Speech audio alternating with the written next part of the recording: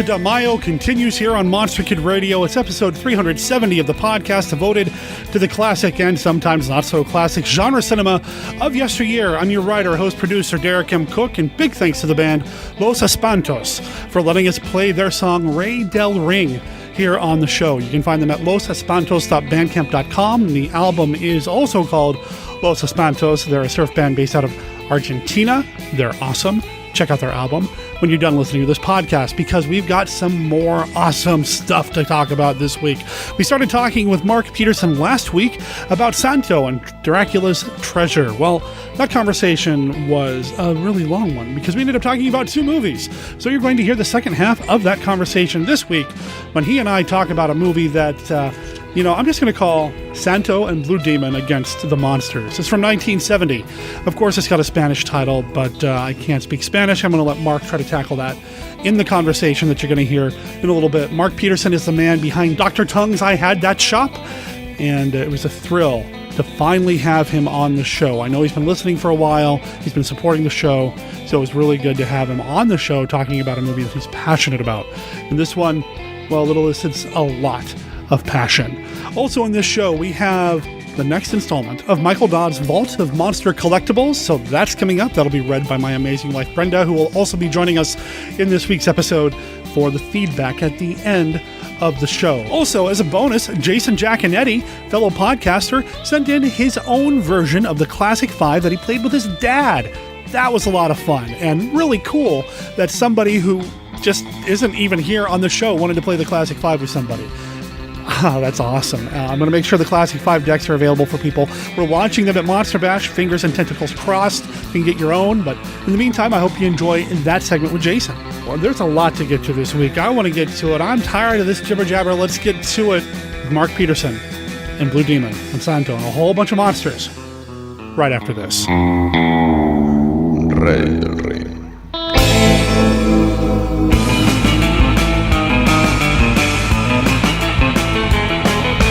What's the speed? Over 10,000 miles an hour. At the moment, it's headed straight for London. Bursting out of today's headlines, the spine-tingling tale of an invader from the distant reaches of the universe. There is no doubt that a large object landed here and disappeared. Incredible. The sphere's changing. It's growing unbearable. I can't stand it any longer. I'm going to get him out of there. I don't think any human mind thought it up. And I don't believe any human hand built it. A fantastic creature armed with superhuman power, kidnapping beautiful girls to satisfy his primitive lust for violence and savagery. Blood Beast from Outer Space.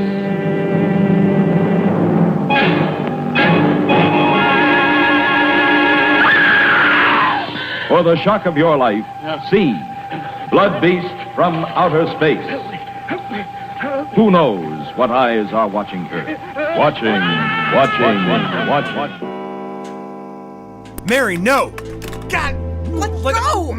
I simply don't understand it. Of course, the sound is coming from the basement. It's all right. I've got you, Mr. Adam. No. Show me what? Gotta get away from those eyes! Get away! Get away! George, no! Are you attracted to the dark, fascinated by the dramatic, with a side of gruesome and a dash of poetic justice? If your happy place is a gloomy room at midnight, then you should be listening to the podcast 12 Chimes It's Midnight. Please join us, won't you, for plays of mystery, horror, and suspense. Find us and subscribe wherever you procure your podcasts. And remember, at midnight, anything can happen. Too bad. Poor man. But it's his own fault. We warned him. We told him to close his eyes when he heard this sound. During the running of the motion picture, The Telltale Heart, Edgar Allan Poe's classic tale of terror. Look, are you squeamish? Then be honest with yourself. Close your eyes and don't look at the screen until this sound stops. There's a good reason for this warning. You see, you take the chance of forever hearing the telltale heart in your nightmares. He hasn't stopped screaming in 2 weeks. The Telltale Heart. Coming soon to this theater. Hello, Monster Kid Radio Universe, and welcome to Bots, Bugs, and Babe Take the Classic 5. I'm your host, Mr. Jason Jaconetti, and I'm joined by my dad, Mr. Al Jaconetti. All right, Jay, let's get started. All right, so I don't have fancy cards to be shuffling because the deck's not available yet, but I have my paper, and I wrote them down. Now, here we go. First question up is, what classic monster movie did they not make a sequel to that should have one? In my opinion, The Land Unknown. In 1947, the bird expedition to the South Pole reported a warm water oasis deep inside the icy Antarctic. This is the story of another expedition and of what might be found, what might happen today in that remote, unexplored last frontier on Earth. Unchanged since prehistoric times, the land unknown. The monsters, the dinosaurs are still there, the creatures are still there, and they fly away. They could go back, and with today's technology, they could make one hell of a movie. Yeah. Thinking about what movie, I mean, I would like to see, it'd be great to see 1 through, I guess those are prequels, so 1 through 6 of the Sinbad, the seventh voyage and that kind of thing. A prequel to It to Terror from Beyond Space would be great. But for a sequel, you could make a sequel to 20 Million Miles to Earth where they go back to Venus. Like where they know that's there and they're going back to get more, or whatever kind of thing. The airship XY-21, which crashed into the Mediterranean Sea on the 11th, was a single-stage, astro-propelled rocket launched 13 months ago from a site within the United States. The rocket, with its complement of 17 men, had landed on the planet Venus. Venus? The planet Venus? Some of you may also have heard the story of a monster now confined here in Rome Zoo. That beast is from Venus. All right, second question up is Bird Eye Gordon or Roger Corman? Roger Corman, without question. The Burt Gordon movies, his budget was $1.69. At least Roger Corman had a few more bucks to work with. Yeah, I agree. I mean, Roger Corman, he made all the classic Poe movies with Vincent Price, and he made all. Right. I mean, Roger Corman. Even now, Roger Corman movies, he's producing them, and whether you like all the stuff like that, because they're all still under his banner and Sharktopus and things like that. The Bird Eye Gordon movies have their place. But to me, a Roger Corman movie, I knew a little more what I was going to get quality-wise out of there. The Burt Gordon movie, the one I remember the most, that was the biggest disappointment for me, was The Magic Sword. There's a three-headed dragon in there. Yeah. That is, it looks like real flames. Yeah, real flame shooting out of that thing. It looks like a balloon that's been blown up, and it's floating in the wind. Yeah. All right. Question number 3. What is your favorite Ray Harryhausen creation? Wow. Favorite Ray Harryhausen creation. You want to think, and I got mine. Mine's easy. Well, I've got 2. Okay. What's 2? I've got 2. If I had to choose between the 2, one would be the Rhedosaurus, which is just a spectacular creation. But to me, I think that the Hydra is the one I like the most. It is so intricate and detailed, and the way it moves, I just loved it. I wish there was a toy that I could have played with when I had seen it. I've actually built the resin model of it, right? But it's a static thing. Yeah. So for me, for years, it would have been an easy one. I would have said the Cyclops because I love the Cyclops, or been maybe the Ymir. But as I've gotten older and watched, the Harryhausen movies again, I appreciate Talos more and more. Talos is my absolute favorite creature. I know some people think like, oh, it's just a metal guy walking. Right. It looks like real metal, and it looks real. It's Harryhausen brought such life into a creature that had no emotions on his face, that can't do anything. The death throes at the end when he grabs his throat. We talked about this when we talked about King Kong. Is the end of King Kong. When he grabs his throat when he's dying on the beach, that's the end of Kong from 33. So to me, it's Talos. I don't think there's a bad one in the bunch. Yeah. I think the hardest ones, the Hydra fight scene was super hard to film for Harryhausen with the different tails and the heads. The Children of the Hydra fight scene is insane with the aerial braces and stuff like that. But to me, the scene with Talos, just them running away from him as he turns the corner because he doesn't have hip joints. He just has to like wheel around the corner. Just great. Now, from the makers of Sinbad, Columbia Pictures presents Jason and the Argonauts. The mightiest band of warriors the world has ever known. Turn back, Jason. We're trapped. Sailing to the ends of the earth, battling against an incredible number of obstacles. Where will you find this miracle? I have heard there is a tree at the end of the world, with a fleece of gold hanging in its branches. In search of the fabulous magic golden fleece, Jason and the Argonauts, caught in the clutches of the towering bronze giant Talos, battered by treacherous falling rocks, taming vulturous harpies, facing the dreaded seven-headed Hydra. Okay, so number 4, pair up any 2 classic monster movies to make a double feature. Wow. Any 2? Any 2. Okay. Yeah. Well, to me, them would be one. Mm-hmm. And I would say the Beast from 20,000 Fathoms, because if you watch those two movies together, obviously you're going to love them, and you won't be disappointed with the second one. Usually when you went to see a double feature when I was young, the second one was a grade B, just a schlock thing that was just added on to pad out the 50 cents you paid to get in. Right. I could say the easy answer would be, Godzilla, or Gojira and King Kong. That's an easy one. Or how about Dracula and Frankenstein is an easy one. Or how about Curse of Frankenstein and Horror of Dracula? But the thing is, you said them already, because every time I pick a double feature, them and then, So how about, let's think a little differently.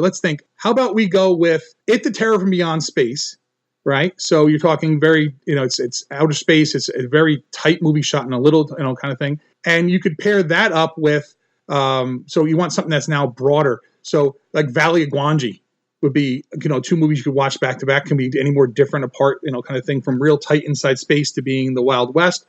But if I had to pick 2 and go sit down and watch it, how about Seven Voyages of Sinbad and Jason and the Argonauts? That's the easy one. Yeah. I know I took an easy way out, folks, but Dad's still them, because I would put them and It's Terror from Beyond Space, and I could watch that every day. Just those 2 of my favorite movies to watch. I mean, I could pair them with the Black Scorpion, and then you'd have 2 insect movies. Which is Willis O'Brien doing the Black Scorpion, right? And the other thing, too, is you could pair the Black Scorpion pair that up with a Harryhausen movie to have the 2 masters of stop motion. I know there's some debate always, like, who did it better? Is it Harryhausen or Willis O'Brien? I mean, like, obviously there is no Harryhausen without Willis O'Brien, and I think Harryhausen took it to beyond the next level of what Willis O'Brien had available to him. Kind of thing. And I think that's you see what he did with King Kong in 33, and then what the Black Scorpions, 57, 58. Yeah. You see then, like, he was an older man by that point, obviously, he only dying a few years later, but you could see what Willis O'Brien, his skill that was there. But yeah, I mean, there's a lot of movies you could pair together.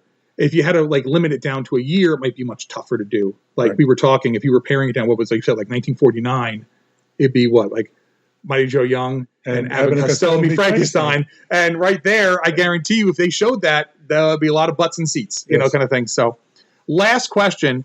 This one might not be in the actual deck, but I snuck it in. So here we go. Favorite Marshall Thompson movie? It, the Terror from Beyond Space, or Fiend Without a Face? It's It. It's It. Yeah. I mean, even though it's considered to be the precursor to Alien, it holds up. It's all done in a very claustrophobic atmosphere inside the confines of the spaceship, but it was well done. And if I had to choose between those 2, I would take that. Fiend Without a Face is fine, but there's these flying. That's not one of my favorite movies. So if I had to choose between those 2, it was a no-brainer for me. Yeah, I mean, obviously you've heard me already talk about it here just in the last question. It, Terror from Beyond Space, one of my favorite movies of all time. Fiend Without a Face is good. I think Fiend Without a Face is, for the iconic imagery of the brain, the actual creeping brain, wins out with that, because it has, the little feelers and all the stuff that goes along with it. But for movie, I think I would take It, Terror from Beyond Space any day compared to Fiend Without a Face. Both are great movies, and both, 1958 movies from Marshall Thompson. So he was kind of busy dealing with that stuff. So that's it for us, folks, here from Bots, Bugs, and Babes. So until next time, keep watching the skies. Hello, ladies and gentlemen. This is Jason Jaconetti. You may recognize my voice from the Vault of Starling Monster Horror Tales of Terror, and if you don't, you should be listening. But today I need to ask you a few questions. Do you like big bugs and you cannot lie? Other robots just can't deny that when the Queen of Space walks in and puts a blast in your face that your gears get sprung? Are you deep in the bee we're sharing? Are you hooked and you can't stop staring? If you answered yes to any of these questions, then have I got a podcast for you. Bots, Bugs, and Babes, the B-Movie Podcast. From classics to cults and all the yummy, yummy cheese in between. Look for my new show, Bots, Bugs, and Babes, on the Two True Freaks Network and on iTunes. That's Bots, Bugs, and Babes, the B-Movie Podcast. Double J on the Triple B is your hookup. Holler if you hear me.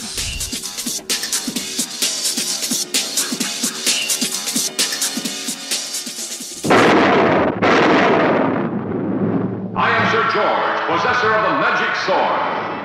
By its powers, I will lead you on the 7 great adventures, each one mightier than the other.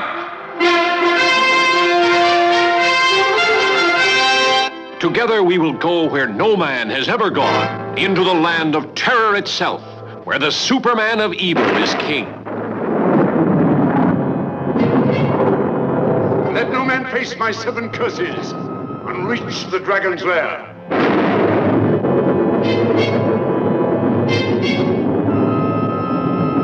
Together we will dare the demons of the green flame. See the white-hot face of the fiery rock. Enter the mammoth cave that closes behind you, where humans are trapped, entombed. Brave the volcanic inferno of the boiling crater. See the miracle of the magic sword. Battle the gigantic ogre.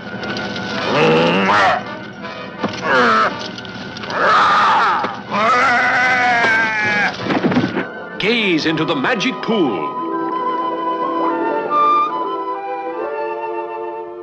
See the enchanted beauty, enslaved by the master of the black arts. Meet Sybil, the weirdest witch who ever brewed up a cauldron of spells. I wonder what Sybil's cooking up. Witches of headaches, blacker than black, demons of shame, left on the rack.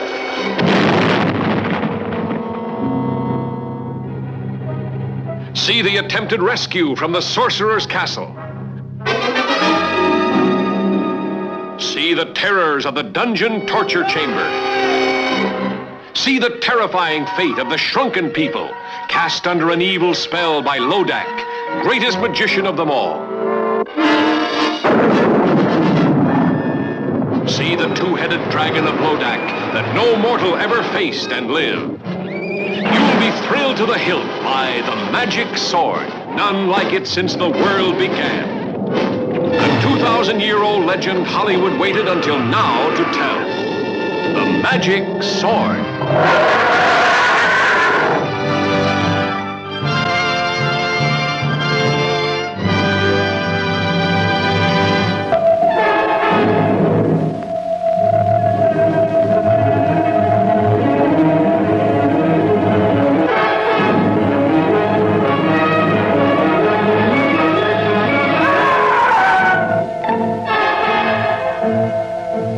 This hand points the way to an experience human eyes have never before seen. Earlier this evening, I saw what looked like a small meteor drop into the desert not far from here. You mean it could have been a spaceship? Robert Clark is the scientist caught between vicious gangsters and the astounding she-monster. Here is a power that frightens the deer in the forest, terrifies fearless dogs. A woman so intriguing that her face and figure fascinate every man. The woman whose warmth consumes. But the astounding she-monster is no more to be feared than beasts of our own underworld. In case you get any more cute ideas, that's an example of what doing.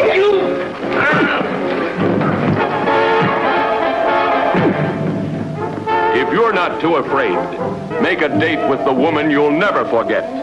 A woman impervious to bullets.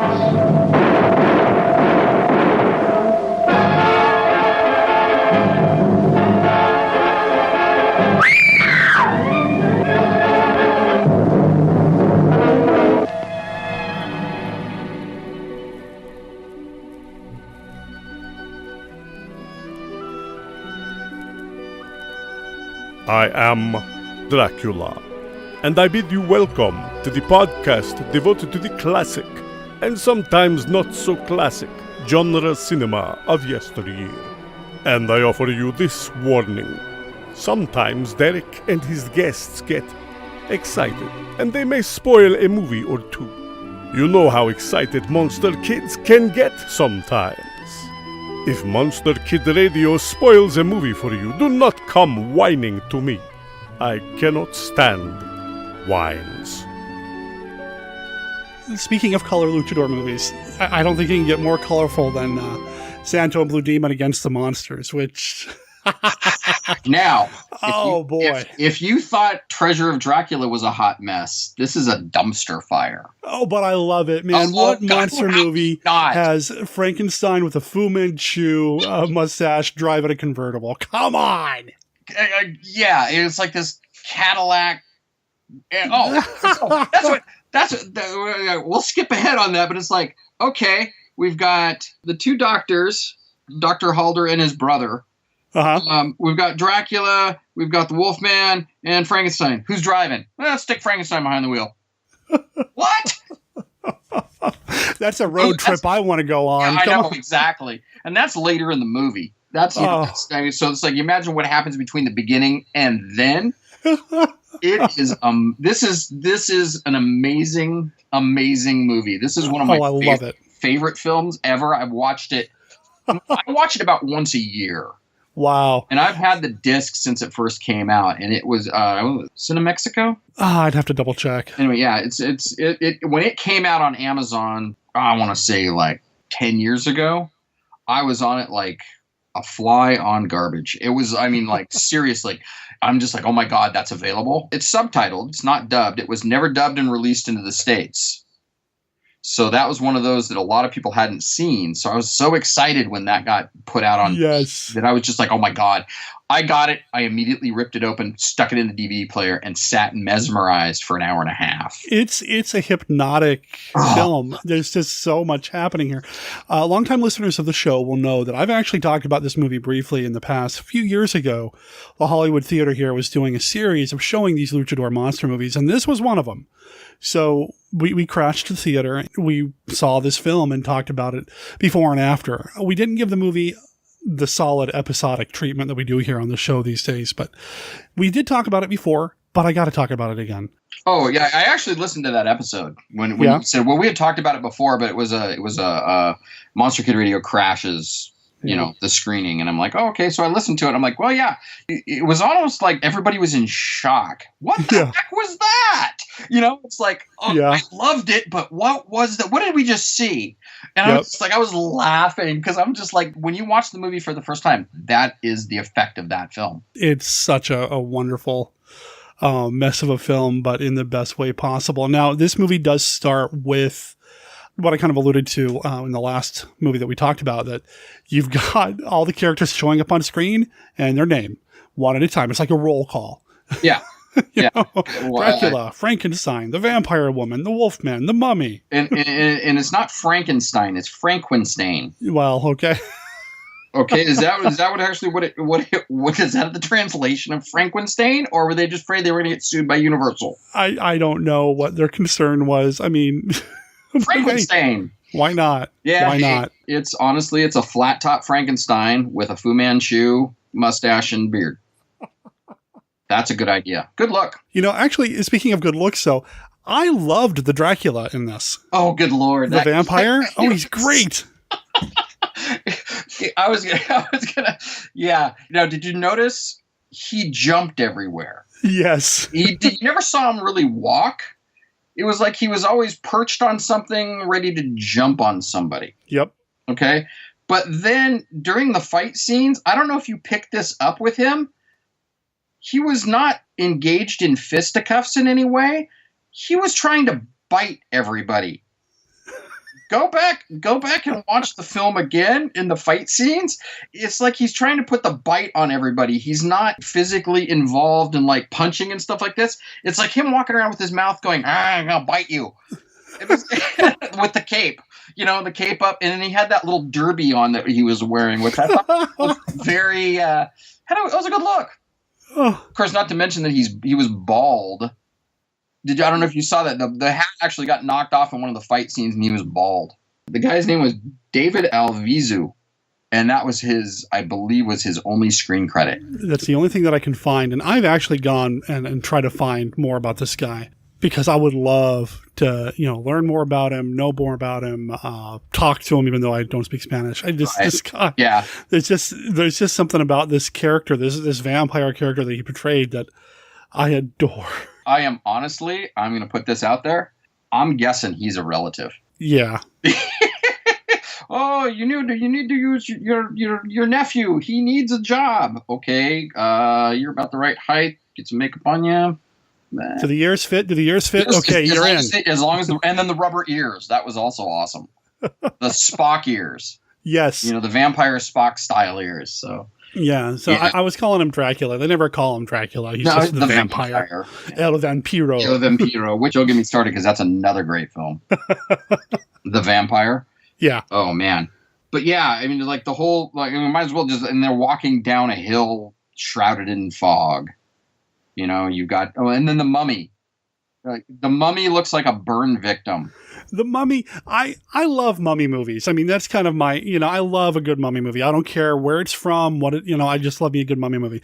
This mummy is probably the least intimidating mummy I've ever seen.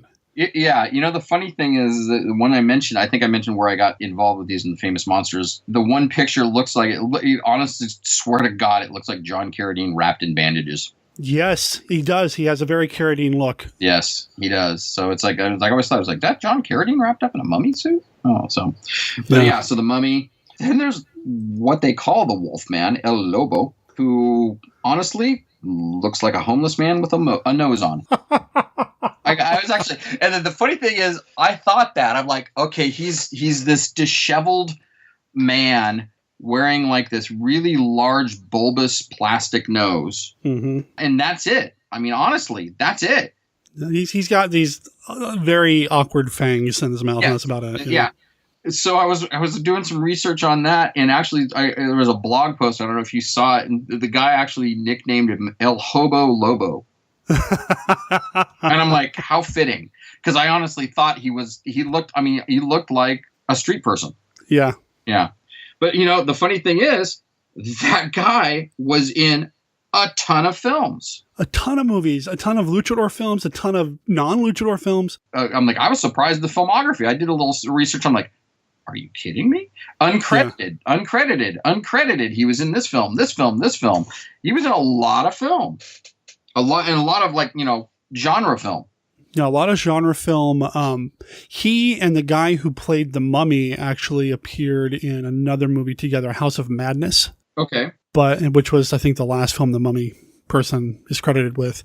But yeah, he did a lot of genre film, a lot of luchador movies. I think even pre-Santo stuff. I mean, going back into the 50s. Yeah, I love Sombro Vengadores, or Vicente Lara was the guy's name. Yeah.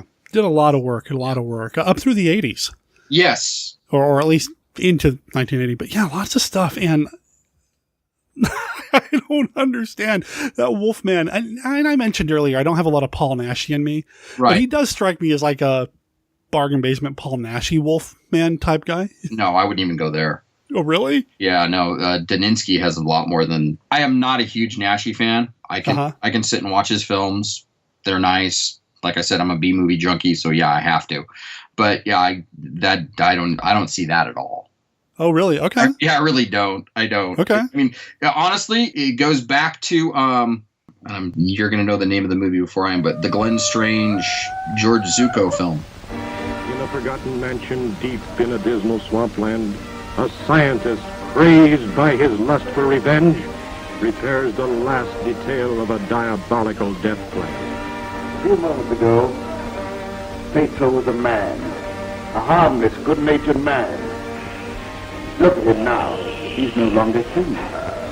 He's a wolf, snarling, ferocious, lusting for the kill. The beast strikes swiftly, the first of 4 violent, fiendish murders. Into this crime-ridden situation, a reporter finds the biggest story of his career. This should make a gory enough story for your paper. This is more than just a story to me. He was my friend.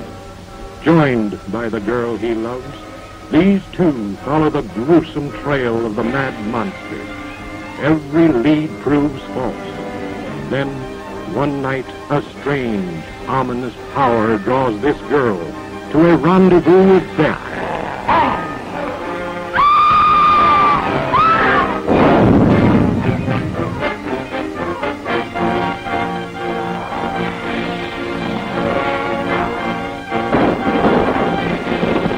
Strange turns into the kind of half ape thing monster. That's the kind of the look I think they were going for. Okay, I can see that. And then of course it brings us to my favorite monster in the whole thing.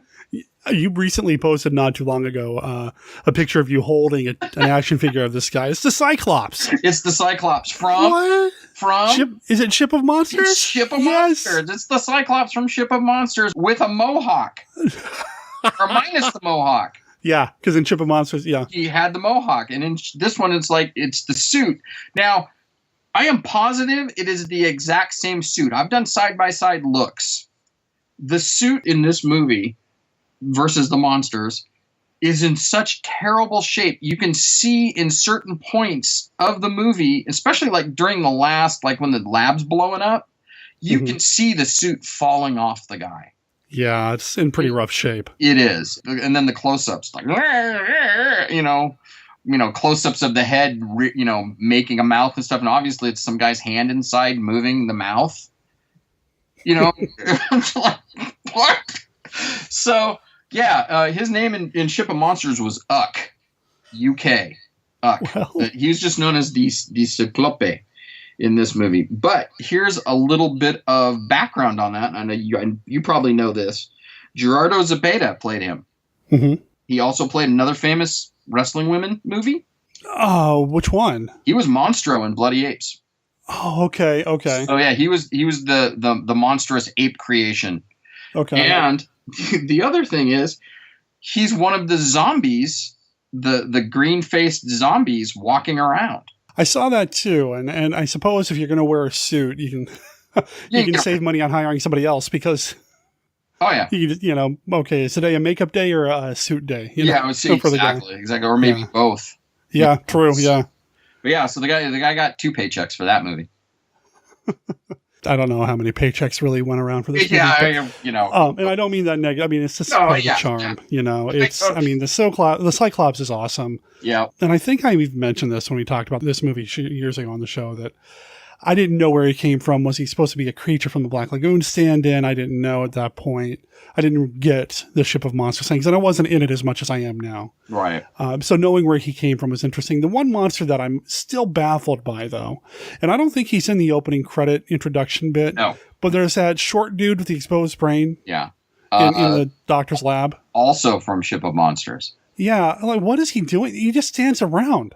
Tegula was his name in Ship of Monsters. You see him in the background just wandering around the lab like a lost child. Yeah. My guess is, and it looked like a lost child wearing the suit. Honestly, it was so, and the head's hanging down. It's like, and at the end of Ship of Monsters, the original Tegula, his brain got blown up. So I'm pretty sure that it was like one of those things where they were walking around a costume warehouse, and went, oh, what are we going to do? Well, we need a creature from Black Lagoon, but we don't have the money to make the suit. Oh, what's this Cyclops thing? And I think the same thing, they just kind of threw Tag in there just for filler. He's one of the failed experiments of Dr. Halder. Either that or, again, it's somebody's kid. Came to work that day and nobody had the heart to tell him to get out of the shot. Yeah, exactly. It's like he was over in the prop department and he, this is kind of a cool costume. Put it on and wandered onto the set and they had him in a couple of shots and so they had to keep him. You mentioned zombies. Let's see. I think we got them all, didn't we? The Wolfman, the Vampire Women. You got 2 Vampire Women. Yeah. Which show up late in the movie. Very late. Yes. Kind of like an afterthought almost, But if you picked up on it, one of them was the girl that he put the bite on in the first part of the film. Yeah. So they turned into vampire brides, and there you go. Oh, we got the little hunchback assistant. I suppose Waldo. Yeah, Waldo. Sit down, Waldo. Santonon. That's the guy's name that played him. Santonon. And I'm sure I'm probably saying this wrong, but he had, I want to say there was he had 3 film credits. Yeah. The most notorious one was Isle of the Snake People with Karloff. I was about to say, years ago, I used to do a segment called The Creature Connection on the Mimiverse audio podcast, where I would link movies to the creature from the Black Lagoon from 2 or 3 steps. And Christopher Mim challenged me to link Ship of Monsters to Creature. And I went this convoluted way, got to Los Vampiros somehow to get John Carradine to the Universal movies. I could have just gone this route. Because, you got this guy who was in this movie with the monsters from Ship of Monsters, who's also in a Karloff film, and then from Karloff you get to Universal and you can get to Creature. But yeah, I didn't even see that connection at the time and kind of mind blown by it now. I knew it's one of his last. It was released posthumously, wasn't it? I believe so. This is one of the Mexican movies that he didn't shoot in Mexico. Right. They would shoot the majority of the film down in Mexico and then come up and film his scenes and stuff in LA. Yeah. And then cut it all together. Yeah. Hey, the man was acting and that's what he did for a living. It's what he loved to do. I don't fault him. No. So, hey, I'll watch a bad Karloff movie over a great, I don't know, almost anything else. It's Karloff. So. Yeah. So I agree. I'm on Team Karloff all the way. Yeah. Anyway, Waldo is this. The I don't know if you want to call him a hunchback. Well, he's got that. He's something. He's got this thing in his back. I was like, can somebody pinch that pimple on that guy's back? It's huge. It's like, I think they were trying to make him into a hunchback and it just kind of kept falling down and kept sliding down. Yeah, it didn't fit. So they just left it. I mean, you don't do 2 takes. I mean, you've blown the lab up. You can't do it twice. Right. And I know, Mark, you haven't heard this episode, but chronologically, listeners will have heard the episode where Frank Children and I talked about Champions of Justice. Oh, yes. And during that episode, I made it pretty clear. I don't know what the quote-unquote politically correct term is now to refer to people. I was thinking the exact same thing. I don't know. So if I've offended anybody, I apologize. I don't know. But in Mexico, part of the luchador tradition is the minis, and it's people of short stature. It's whatever the proper term is. El Paquito. Yeah, they wrestle. Yes. And I don't know if this guy was a wrestler or if this guy was an actor or both. Who knows? But I mean, it's part of the genre, and to have that represented in here. Now, he doesn't wrestle in this movie. No. He is the assistant to the doctor. He brings the villain back, the main doctor back to begin with. Right. And basically, the storyline is Dr. Bruno Halder has been killed by apparently Santo and his brother. Halder's brother. Otto Halder, yeah. Who was played by Ivan Ratto. And it's really convoluted. So Waldo goes and takes some of these zombies that they've made and take Dr. Halder's body back to the lab and reanimate him. And the first thing Dr. Halder wants to do is take revenge on Santo and Otto, his brother, and his niece, Gloria. Played by Hetty Blue. I love that name. Which is a great name, yep. And I think this is it may be the only luchador monster movie she did, but she did a handful of other movies. Her first credited film is something called Muchachas, Muchachas, Muchachas. Yes, I saw from that. 1968, which I kind of want to see. It seems like a goofy kind of comedy. These women break down in Guanajuato and they get somebody to stop and help them with their car. They take off pretty much all their clothes. In Guanajuato? Guanajuato, Mexico, yeah. What else is in Guanajuato that's... Well, I know, right? It's where all the mummies are. Right? Exactly. Well, except for the one in this movie. But, well, yes, yeah. Exactly. I'm sorry. I want to see Muchachas, Muchachas, Muchachas is what I'm saying. That's awesome. So I love her. And when they introduce her in the beginning of the movie, I love her little pirouette that she does. Yeah. It's like this little, I'm here and I'm fabulous. And it's just the way she does it. It's awesome. But I digress once again. So Dr. Halder now has been reanimated. And Waldo tells him, you promised me that I could start experimenting on live things. Please, please. Yes. But first we must exact our revenge. Exactly. I'm like, oh, you are a sick little puppy. Good Lord. Yeah. So them going and finding all the monsters is hilarious. The mummy is the best. Yeah. It looks like they were like breaking into like the basement at the Five and Dime. You know? and where do you find an Egyptian mummy in Mexico? Well, apparently there. Yeah. There's a bunch of other ones hanging around too. You know, and I love them. Like I said, I love my mummy movies and the luchador mummy movies.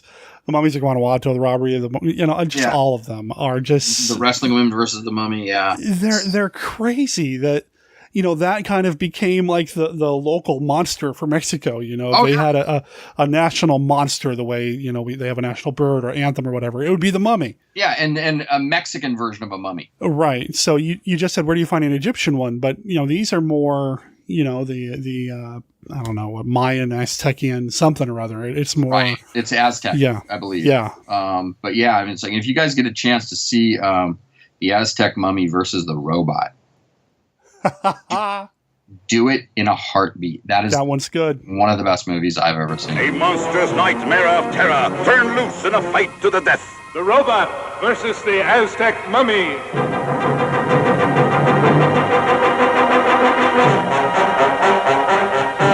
They will bring you a night of terror.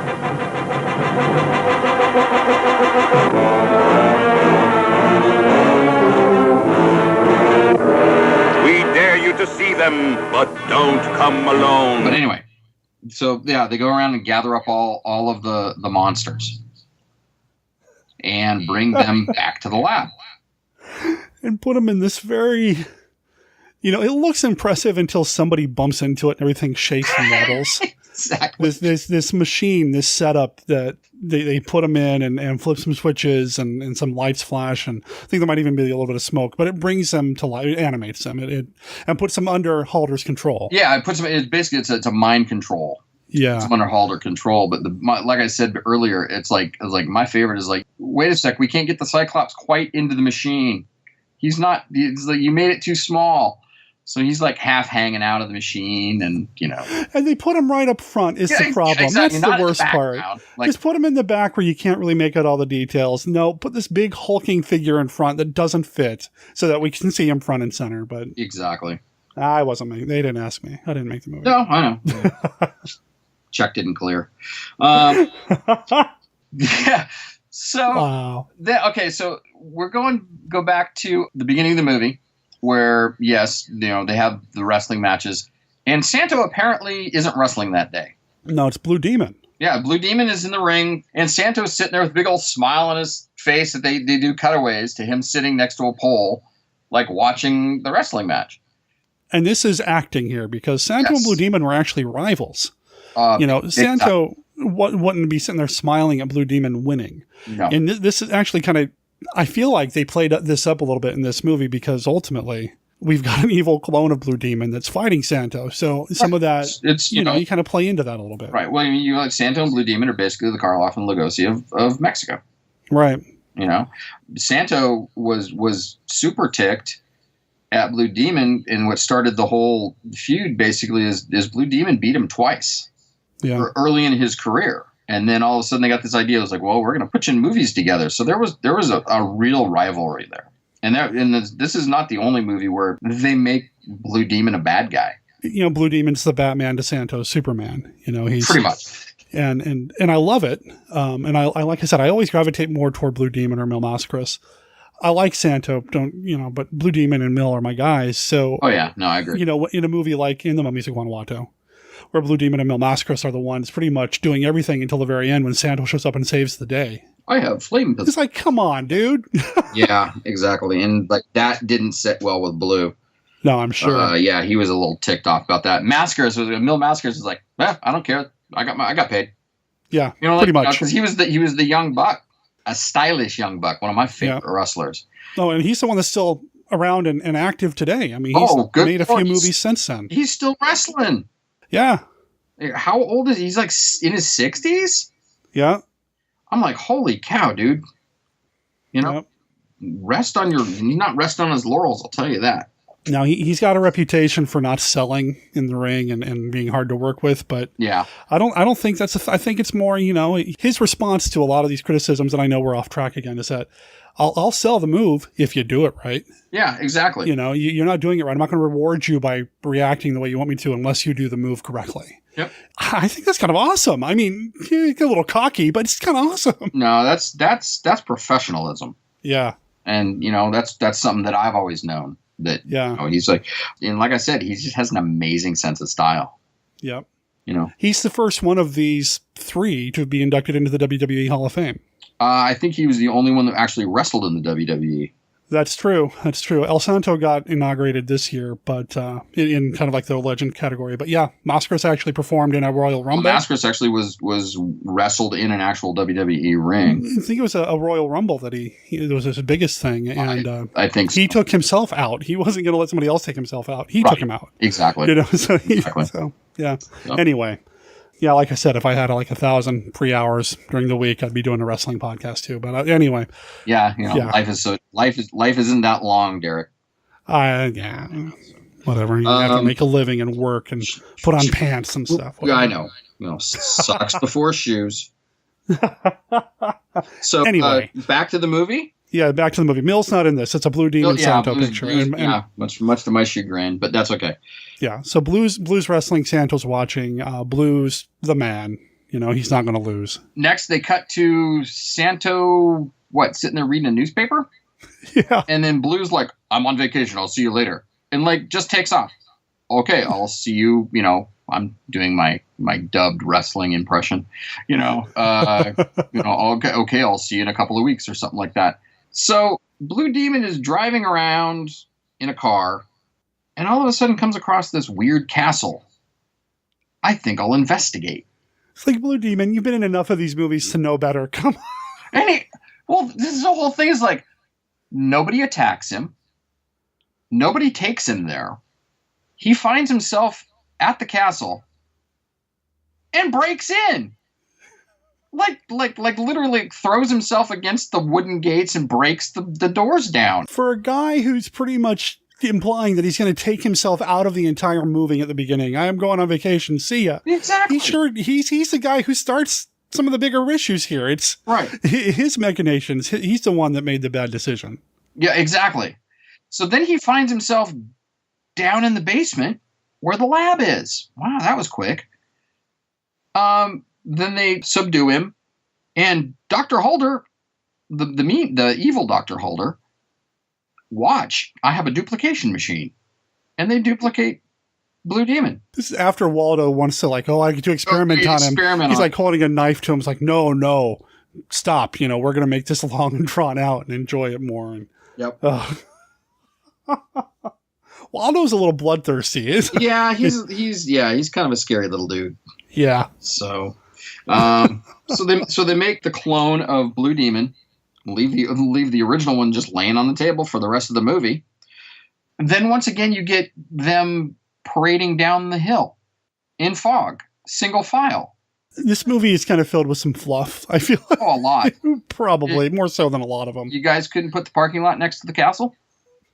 You know, I love about these films that Mexico seems to exist in like a 10-city block radius. Exactly. Because nobody has to go very far to get to any location in the movies. All of it's happening right there. Exactly. Yeah, just going to stroll down and, yep, now we're going to, yeah. So, and then they start doing a little mayhem on their own.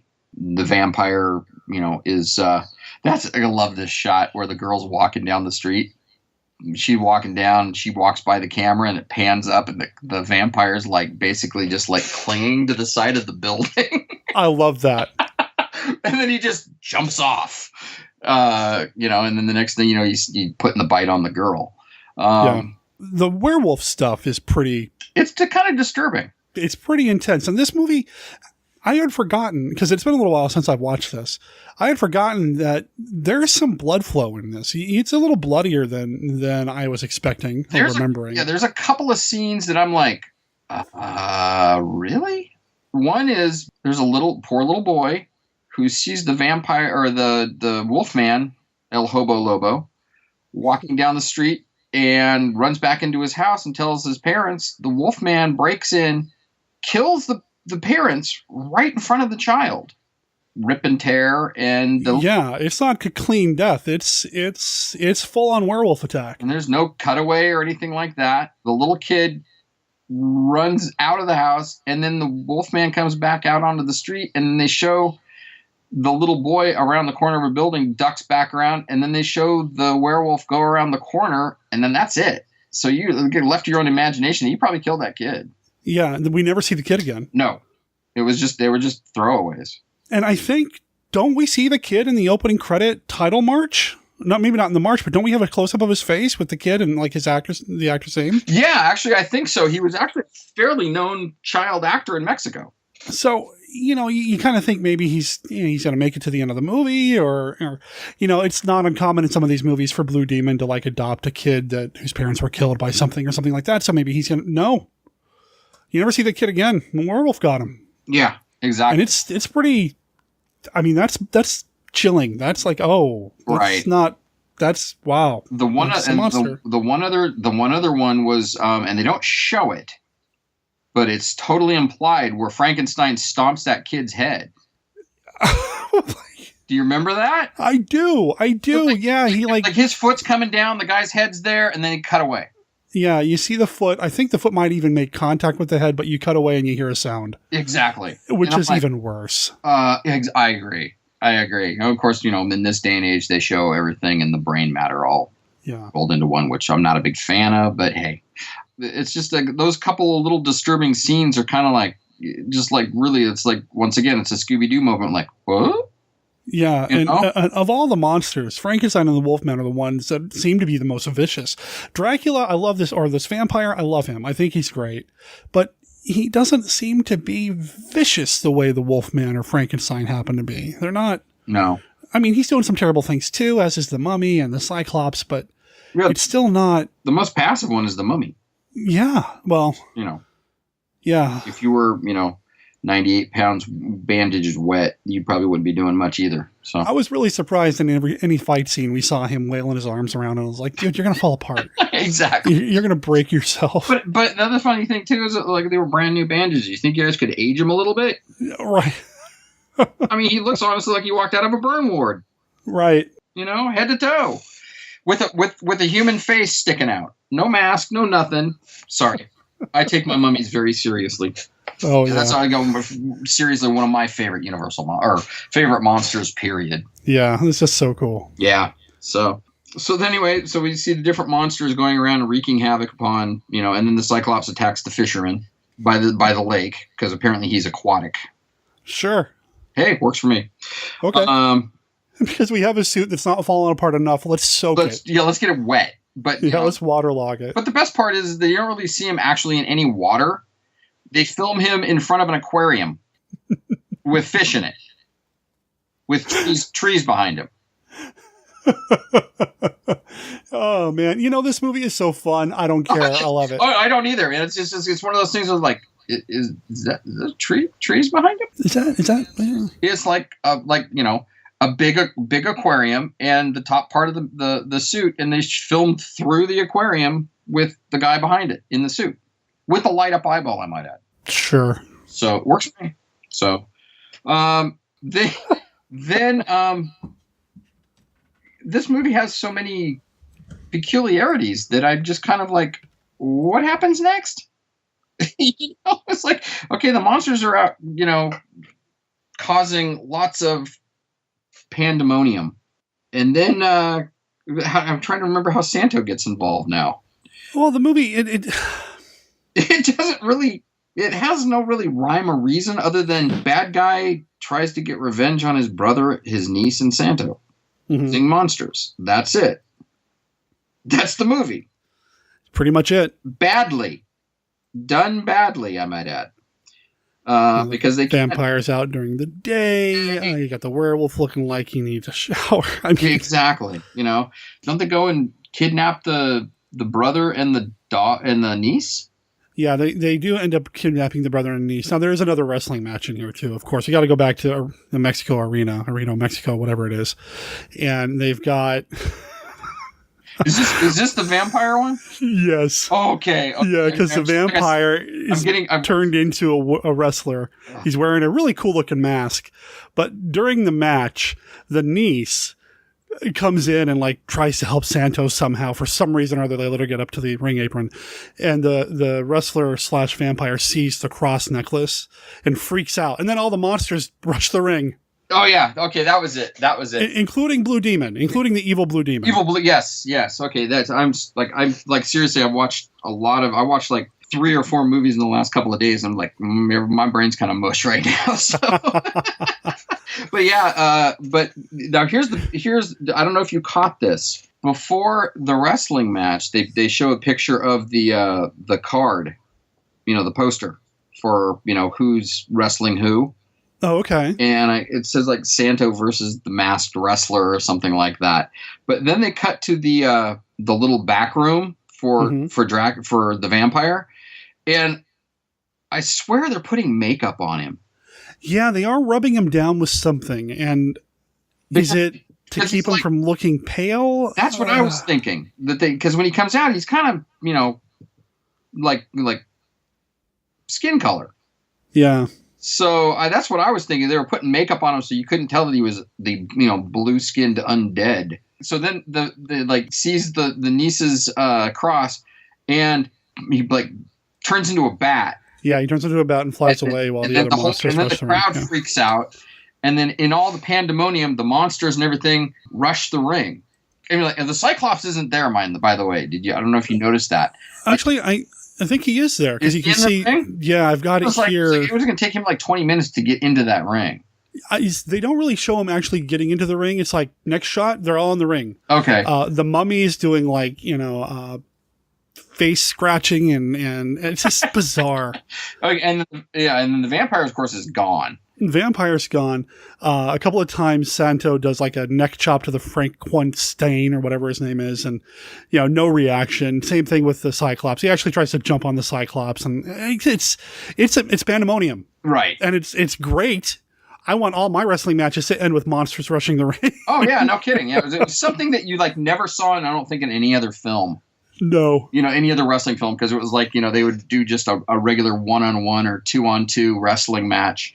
But, you get like all the monsters in the ring all of a sudden, just boom, magic. It's Wizard. They're all there. Wizard, boom, in the ring. Yep. And like, they kidnap the good Dr. Holder and the niece. They kidnap them after Santo, the doctor, and the niece have an evening out at some nightclub. Is it? Yeah. Because there are several fight scenes prior. Yeah, there's another fight scene outside with Santo and the monsters, and he gets away in time for dinner. Right. Yeah, and then it's like, but then there's the fight scene with the Cyclops where he actually kills the Cyclops. Yeah. And that is pretty funny because all of a sudden Santo's just out swimming in a lake fully clothed in his mask. When I saw that, I thought, okay, we're going to see the Cyclops again. No, it's Santo swimming James Bond style to the villain's lair. Exactly. And then I think that's where they have the aquarium shots. Okay. There. So, and then they get out and he fights the Cyclops and kills him with like a sharp stick. Yes. And then, of course. Yeah. And then the next thing you see, he's in Dr. Holder's lab getting revitalized and sewn back together. So can't keep a good Cyclops down. No, not at all. Now, Holder has kidnapped, his brother and his niece, and he's got them in the same brain control machine. But this time, it's going to disintegrate them. Right. He's going to disintegrate the niece and make the brother or the uncle, the good doctor, watch. Right. This is after the nightclub scene. Yes, this is all after that nightclub scene. What the hell is that musical number? It's a thing with some of these movies, man. I mean, yeah. Ship of Monsters had the singing cowboy stuff. I mean, It just is a thing, and it's part of the culture, and some amazing pants. Yes, and actually, it was very entertaining, very well done, very well choreographed. What movie did they steal that from? I've been looking, because if you look, the film stock completely changes. It goes from this, because when they like, oh, we're going to watch a musical number, and so they're sitting at the table, and you never once see them involved in any of those shots. That's a really good point. Those musical numbers were taken from another film. I'm guarantee it. Yeah, another film or TV or something. Exactly. It's got to be. There's no way they put that whole thing together. Color saturation it's just beautiful. I mean, it changes from like a stark 70s, flat shot, brightly lit restaurant to this nice, CinemaScope style color. Right. Yeah. It's a musical number. It's a full on musical. Yeah. And then my favorite part about that whole thing is they keep cutting back to the niece, and she looks bored out of her mind. Yeah.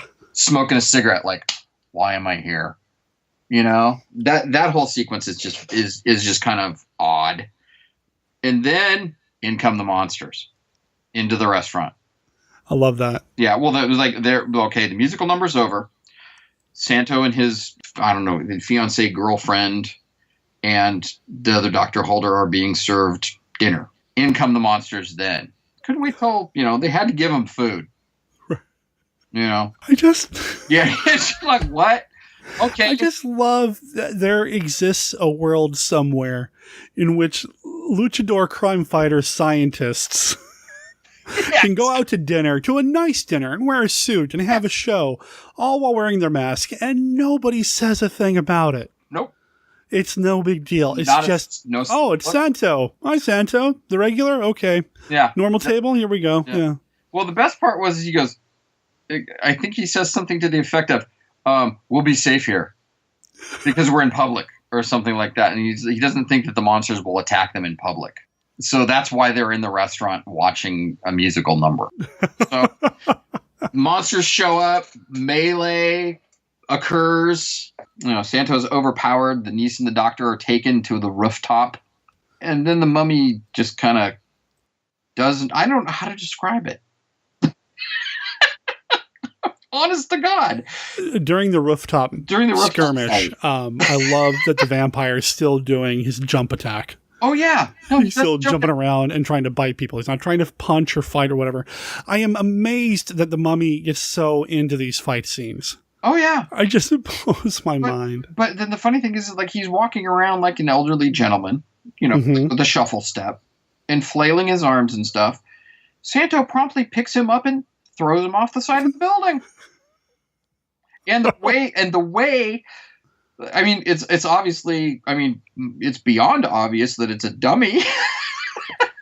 Hey, like I said, previous episode, we talked about Champions of Justice, and they do the same thing with a couple of characters in that. Oh, yeah. No, I watched that recently, too. So it's like, well, the mummy's gone. He's done. So the niece and Otto Holder are taken prisoner by the evil Dr. Holder. And this is where we get to the Frankenstein driving the limousine. Oh. That is, to me, the way I described this film, I said, this is the best Frankenstein Fu Manchu wearing driving a limousine movie you can ever get. I love this Frankenstein's monster so much. Frankenstein. Yes. Come on, we don't get sued. Okay. Yeah, and now, little trivia. Who played him? Another wrestler, right? Well, actually, the funny thing is that he wasn't, at the time, Manuel Lille. Okay. He later became Tinenblas. Oh, who is one of my favorites. Yes, and that's where he played Frankenstein. Wow. So, and later was in Tinenblas, Injustice, Champions of Justice, and various other accoutrements. So he also played the Satan character in Mummies of Guanajuato. Yes, he did. Yes. So he had range. Okay. So they get back to the lab. Santo follows them to the lab. Because he put a tracking device on Frankenstein's neck. That was very subtle. That was the best part is like it's stuck in his neck. And it's like this little button-sized thing. And so he follows him back, and then Waldo finds it and he goes, "We found this on Frankenstein." So they know they're ready for Santo. He shows up at the lab and all hell breaks loose. Literally. He does stumble across the duplication chamber first. Yes. And revives the good blue demon. who's actually the bad Blue Demon was played by Black Shadow. Oh, okay. The Black Shadow, who was another wrestler. So it wasn't technically even Blue Demon as the duplicate. They put somebody else in the Blue Demon mask. Okay. So then he revives Blue Demon. They meet a bunch of zombies in the hallway, promptly beat the crap out of them, and then move on to the main chamber, to where you were talking about the niece is being turned into pulp and dad watches. It's almost like a laugh-in sketch. It's the best way, where everybody's running around and hitting people with pies and stuff. Yeah. It's just shot after shot after shot of different monsters on Santo, and Santo pushing monsters off of him, and Blue Demon walking around with a torch, trying to keep the monsters off everybody. And they finally get them all in the corner of the lab, and all of the equipment's been knocked over and everything, and the lab blows up. There's the ending. Pretty much. Yeah, that was kind of, honestly, a little weird. I'm going to say this for this movie. It was kind of a weird anticlimactic ending. It is. I mean, it's cool to see Blue Demon swinging a torch and Santo swinging a Morning Star he picked up somewhere. And that's cool, but the mace thing. Okay. Yeah, it does just kind of fizzle out. Yeah, so I got nothing. Yeah. So I mean, that's how the movie ends. It's like really, it's like, all these great shots, all these great scenes and everything else, and okay, that's it. Well, and even about like halfway through one of the fight scenes, the music just ends. Oh yeah. And yeah. I'm a film score guy. I'm sensitive to that stuff. I'm like, what just happened? I mean, it does pick back up again, but it's like that. Did they just run out of production music? I don't understand what happened. The license ran out halfway through filming, so they couldn't use it for the rest of the film. Which I don't know where this music came from. I don't know anything about the composers of these films. If somebody put out a CD of this music, I would snatch it up in a minute. Oh, I'd buy it in a heartbeat. Oh yeah, the music from these movies, I adore, and I think I've read it described as like an ice cream truck meets a Zamboni. Sometimes I mean it's just that kind of with a zombie driving. Yeah, just that weird kind of sound, but I love it. Well, it's like this one definitely has got a Farfisa organ on it. Mm-hmm. It's really, because you're into surf music and so am I. Yeah. So it's like that really kind of it's got a great sound, and they're walking down the hill to this great score, and it's like it's fun. It's just fun. Yeah. How can you not have fun with this movie? As far as the ending of these movies go, they all kind of pale in comparison to the Mummies of Guanajuato and the way that one ends. Right. Where they all get in their individual sports cars and drive off. Right. Emil Mascaris is joking about how they hope they find a restaurant with a good all-you-can-eat buffet because, you eat a lot. I don't know. Right, exactly. And they can't all end that way, I guess. Well, it's like, the ending of Santo versus the Vampire Women, said to be one of the best Santo films ever. It's like he just goes through, sets them all on fire, and we're done. And he just walks down and hands the woman that was captive to the police and said, "I've done my job. I'm leaving now." What are you going to do? Right. I mean, you had Frankenstein driving a limousine. Come on. These movies are a blast. I love these films so much. Is it high art? No, but I don't care. I'm still having a blast. Did it make me smile? Oh yeah. Oh, yeah, definitely. Did it make me laugh? A lot. And I love it. I wish these movies were being made on a regular basis these days. Mil Mascaris puts out a few every once in a while, and I think there's one that is in post or maybe making film festival rounds right around now. But I haven't seen the last one he put out. I think they had it at the Joy, didn't they? So we did Mil Mascaris versus the Aztec Mummy. I introduced it, and I wore a mask. Because awesome. I had to. Awesome. Suit jacket, big old pinky ring that used to belong to my grandfather, and a mask. Nice. And I got up there and introduced the movie. A Mil Mascaris? It was not a Mil Mascaris mask.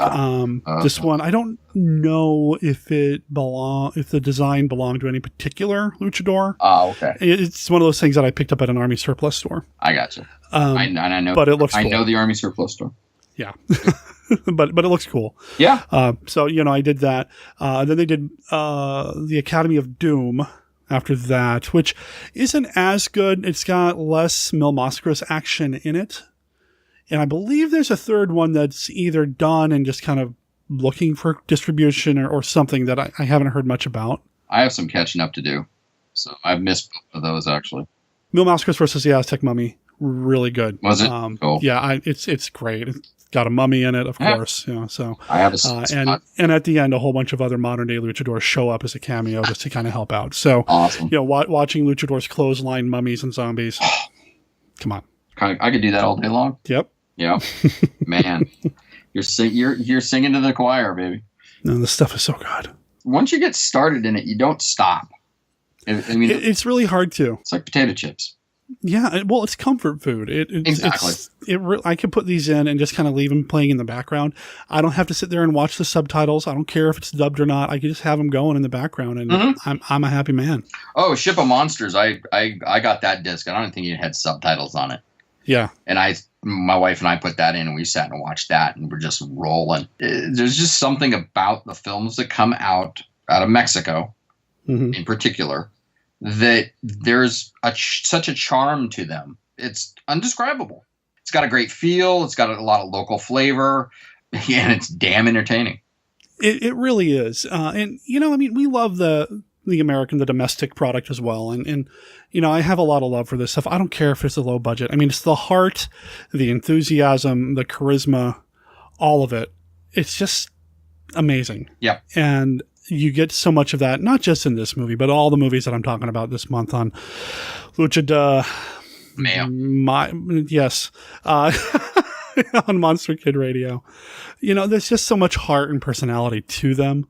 And you get some good monster stuff. So, bonus. Exactly. Bonus. And this was fun. I'm so glad that we finally made it happen. I had a blast. This was great. You've got to go open your shop. So I'm going to... I do. I'm looking forward to. I got to finish the episode that you recorded last week. Okay. Yeah. Well, enjoy and have a good rest of your weekend. And listeners, drtonguetoys.com or Dr. Tongue's I Had That Shop on Facebook or Dr. Tongue's Toys on Instagram. We'll make sure there's links in the show notes to all of this, or look up Dr. Tongue's shop on Etsy. It's just Dr. Tongue's Toys. That's it. There we go. Go support another Monster Kid. Thanks for having me. I had a blast. This was awesome. We'll definitely have to do it again. Spook shows next time, maybe, huh? Yeah. Oh, I'll mark the calendar. Okay. Sounds good. All right, brother. drtonguetoys.com, or just look up Dr. Tongue's Toys on Etsy or Facebook, and you're going to find where Mark Pedersen spends his time, and you're going to end up spending a lot of time there as well. Dr. Tongue's I Had That Shop is an amazingly cool little shop that I need to spend a lot more time at, and so should you. Mark, thank you so much again for being part of the show. Next time I have you on, probably talk about something other than a luchador movie, but I have a feeling you and I will have plenty to talk about. Thanks again, Mark. On the whole face of the earth today, there is no place more terrifying than the Valley of Guanji. The Valley of Guanji, a spectacular new kind of screen entertainment, a science fiction western, starring James Franciscus, Hila Golan, and Richard Carlson. From Warner Brothers 7 Arts in Dynamation and Technicolor. The Valley of Guanji, rated G. From the creators of 1 million BC. When dinosaurs ruled the earth. It is the beginning, the darkest age of all. The wings of a monstrous bird darken the sky. A great beast lumbers forth in search of prey. A beautiful virgin is marked for death. It is the beginning, a time of terror, pagan worship, human sacrifice. From across the shadowy abyss of time, Warner Brothers brings you When Dinosaurs Ruled the Earth. Rated G, general audiences. Hello, everyone. I am Rod Barnett. I'm Troy Gwynn. And we are your hosts for NashyCast, the podcast about the films of Paul Naschy. We, for over 5 years, have brought you the joys of Spanish cinema, filtered through our brains to you. Yes, now, what is it that qualifies two Southern boys to talk about films that came out of Spain? And I can't think of a single thing. There's nothing that qualifies. Nothing. Except that we just love them. We love them. Nashi Cast covers the films of Paul Nashi and any other Spanish horror film that we can pretend we know something about. Yes. If you love beautiful women wearing incredibly short miniskirts in subarctic temperatures, chased by werewolves in leisure suits. If you love werewolves, vampires, unidentifiable beasts, or crazy people driving women around and talking like a maniac to them. Yes, flying cats, beheadings with axes. Blood that looks like melted crayons. Shambling zombies, yeah. Some of the films that we've covered in the past are Mark of the Werewolf, Howl of the Devil, Vengeance of the Zombies, Horror Rises from the Tomb, Tombs of the Blind Dead, Vampire's Night Orgy. Ooh, yes. Join us on this journey through the golden age of Spanish horror where Paul Nashi, Leon Klimovsky, Jess Franco, Amando D'Osorio take us through a filter Espanol. Join us for the Nashi Cast.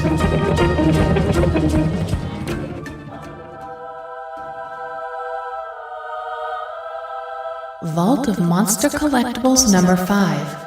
Creepy and Eerie Rings, Warren Publishing, 1969.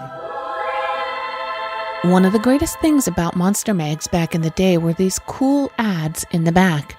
Most of us monster kids couldn't afford to order nearly as much monster merch as we wanted to, but man, it was sure a fun time to peruse the ads and dream about getting some of those treasures. The Warren Mags led the pack and had the coolest ads. The merchandising arm of Warren was called Captain Company and had pages upon pages of ads for back issues, books, posters, Aurora model kits, joke items, Dawn Post masks, and a few Warren exclusive items like the fabled Creepy and Eerie Rings. The rings are marked copyright 1969 Warren Pub Co. on the back and are made of a very heavy gold tone metal. They're big enough for an adult to wear and they are adjustable. They must have seemed huge to a kid's finger and probably covered nearly half of some kids' fingers.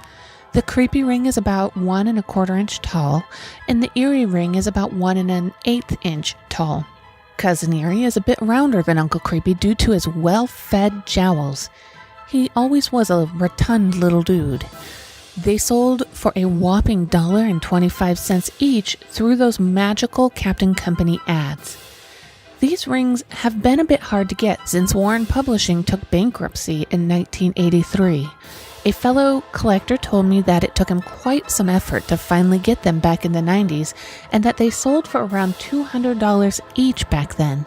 When eBay made the collecting world a lot smaller in the 90s, many of the things that were thought scarce showed up commonly on the bay, and as a result, prices dropped on many of these items that weren't really scarce after all.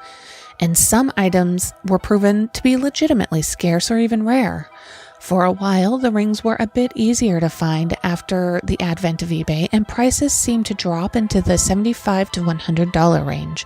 A small warehouse find of the Eerie rings a few years ago caused them to show up in the marketplace more frequently until they were snatched up by excited Warren collectors and landed in private collections. When I began my quest for the rings around 7 years ago, a knowledgeable collector advised that I should expect to pay around $75 to $100 for an Eerie ring, and around $150 to $200 for a Creepy ring. Currently, both rings are pretty hard to find, and prices have started going up again due to the demand surpassing supply. I sold an extra Eerie ring a couple of years ago for $200. I would estimate the current value of the rings at $150 to $200 for an Eerie ring and $200 to $300 for a Creepy ring. Of course, for items this scarce and iconic, these prices could easily be surpassed by a buyer with pockets deeper than his patience. It wouldn't surprise me at all to see a Creepy ring sell for $500 in the right circumstances. Oh, and condition shouldn't be an issue for these rings. Of the 7 or 8 I've either owned or seen for sale, all were in excellent condition. They seem practically indestructible. I currently have both rings in my collection and couldn't imagine selling them for any price. I picked them up from another collector through the Universal Monster Army website around 6 years ago for $200 for the pair. I couldn't send the guy the money fast enough. I had only seen one other creepy ring for sale in that time, so those are really hard to find nowadays. I remember drooling over the Captain Company ads for these rings when I was a kid, but for one reason or another, I could never scrape up the money for them. Since I've been collecting Warren, these rings have come to seem like trophies to me, like a wrestling championship belt or a Super Bowl ring. They seem to symbolize being an elite Warren collector who went to the trouble and expense to actually find them, and then afford them. Maybe that seems like a grandiose exaggeration, but in my warped collector's mind, that's the way I see them. They're Monster Kid gold, dude. I've included a pic this episode of my creepy and eerie rings, and another pic of a Captain Company page featuring an ad for them. Next episode, we look at a cool toy from 1967, which is a combination Thingmaker type toy, monster playset, and dinosaur playset, Mattel's Strange Change, The Lost World. Beast witches, dudes and dudettes.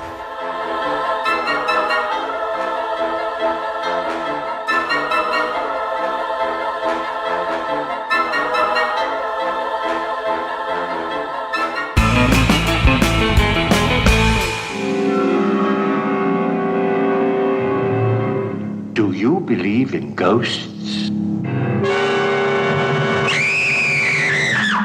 This is the night when fear and horror walk hand in hand. This is Black Sabbath.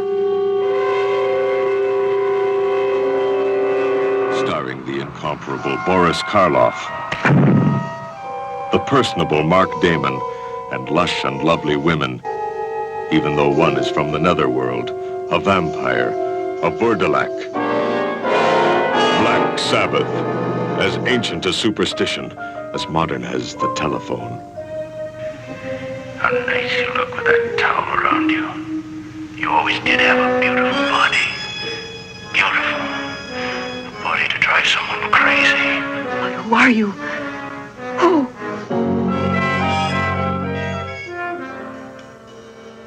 Black Sabbath. The bare truth about the unbelievable, such as the brilliant beauty of a priceless jewel that holds within the body of a buzzing fly a vengeful woman's murderous spirit.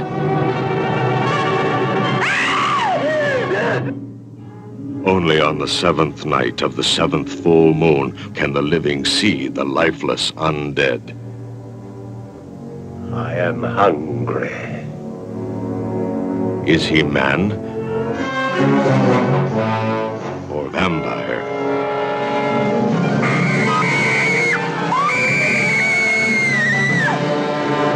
An adventure into black magic that goes beyond the boundaries of the supernatural. And a man's devoted love is welcomed by a woman's deadly lust for his blood.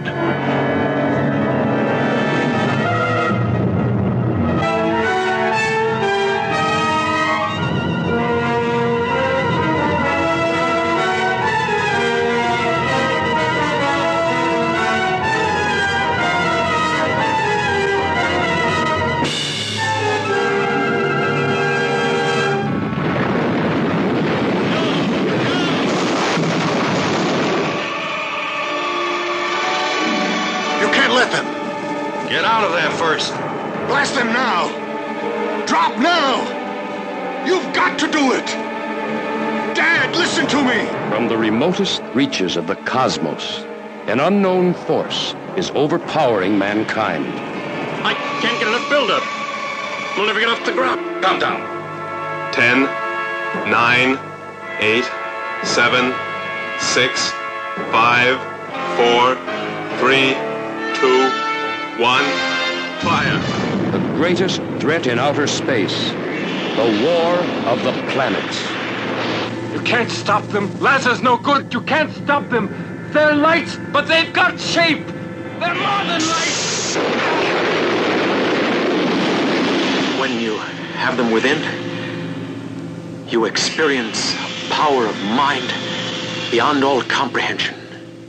Working feverishly, courageous astronauts vainly search for a transparent enemy that has overtaken their space station, paralyzing every form of life and motion. And prepare for immediate evacuation of all space installations. All the forces on Earth have been mobilized to combat this invisible, supernatural, deadly power that is crippling man's progress in space. No signs of rigor mortis. No signs of decay or corruption. Man's willpower, his will to live, is being crushed. It's a battle of wits against a subtle enemy for which there is no defense. You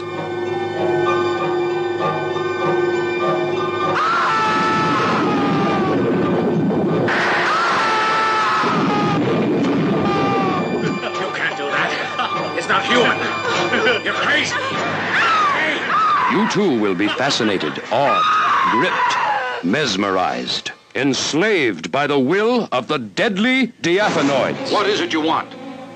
Friendship. I know how to deal with him. General, I'm going to call radiation control. Wait, Mike. Let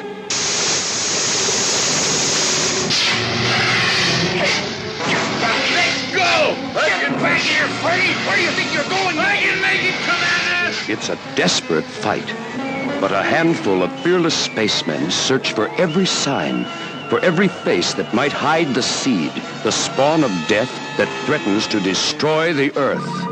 We don't know whether we should treat them as living or dead, whether to do biopsy or autopsy. The apparatus is not required. I don't think that's for you to decide. I will do the thinking, Commander. It's a power of gigantic proportion. It corrodes the very will of mankind. This is a film you cannot miss. Man, pitched against the unknown, the incredible, the war of the planets. The War of the Planets.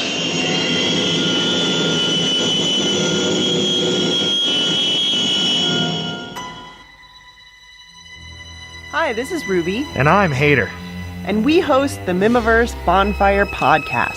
A podcast based on Christopher R. Mim, a Minnesota filmmaker who's got 8 films under his belt, soon to be 9.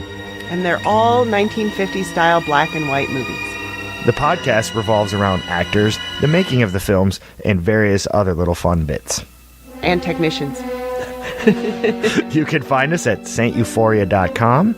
Or like us on Facebook. That would be the Mimiverse Bonfire Podcast. Hope you tune in.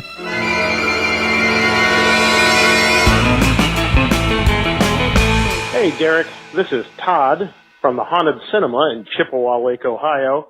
Just wanted to touch base and let you know how much I appreciate what you're doing at Monster Kid Radio. I'm a faithful listener. This is the first time I've called in, but I wanted to call in on your recent episode on the Rondo Awards with David Colton. I'm a little bit behind. There's so many different podcasts to listen to. This is a great time to be a Monster Kid, but I promise I will catch up. The conversation about the Rondos really sparked something in me. I've appreciated how he spoke to some of the controversies. I know there's been some talk on the Classic Horror Film Board regarding should the Rondos only be eligible for movies before a certain year, and should we let new movies in and new things in. I'm for letting everybody participate. Our genre is so vast and so broad, and this is a great opportunity to bring some of the new horror fans into some of the movies we enjoy, some of the classics. So I think perhaps expanding the categories might be a better way to do it, so that you would have classic restorations up against more modern restorations. I know there was talk of Suspiria winning for restoration versus The Old Dark House. I love both of the movies, so it was a win for me either way. Going forward, I look forward to seeing you at Monster Bash. I just bought my tickets and I got a room. I'm only a few hours away from the convention, but I decided to stay the whole weekend and get to know people. I think it's going to be a blast, as it always is. And again, I look forward to seeing you. Coming up in your collectibles corner, I collect vintage masks and vintage posters. I'd love to see maybe you have somebody. There's a lot of very good authorities on masks in our community. Be cool to have something about the downpost masks or some of the other things like that. And again, I also do the vintage movie posters. Other than that, keep up the good work. I appreciate all you do. Thanks, and have a great day. Okay, so we're going to kick off this week's feedback with a voicemail from Todd from thehauntedcinema.com, which is a really cool website. I went and I checked it out. He's got some really cool movie posters all over the site. And I guess they're from his personal collection, which makes me insanely jealous because that House of Dracula poster is super, super cool. I am so excited about it that I forgot to introduce my wife, who's with us for the feedback this week, Brenda. Hello. Here's Brenda, who you already heard on the show because she did the Vault of Monster Collectibles piece already. But I still get caught off guard by how low energy you are in order to prevent crossover of our microphones. We need to at some point just pick up some less powerful microphones, at least for this part, because it just doesn't feel like you. I would love to overhaul and upgrade our recording gear and setup, but for now, this is what we got. So we'll make it work. We'll work with it. Someday. So what do you think about what he said about bringing the more modern stuff into the rondos and letting Suspiria be on the same ballot as the old Dark House and things like that? Well, I don't know who those are. So I think that depends on the audience that you want to cater to. I think for me, when I first became aware of the rondos, it bothered me. Oh. Because it was called the classic horror film. It was classic.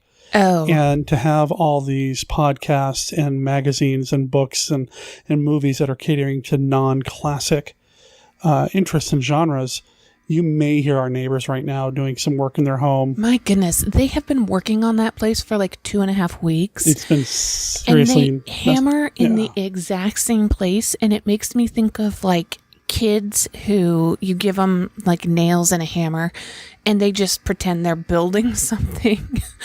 I don't understand what needs to be nailed for a week and a half in the exact same place. I shouldn't say nailed, hammered in the exact same place for a week and a half. I don't get it. It's been pretty nuts. It's pretty crazy making. And they are hauling stuff out of their place at like 1 a.m.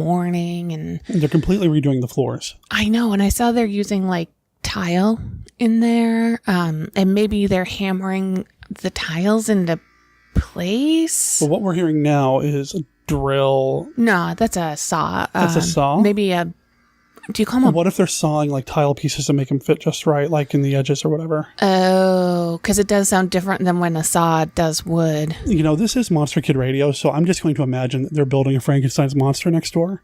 Boy, that would make it a little bit more tolerable. It really would.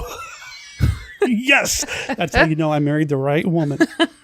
Okay, where were we? The rondos.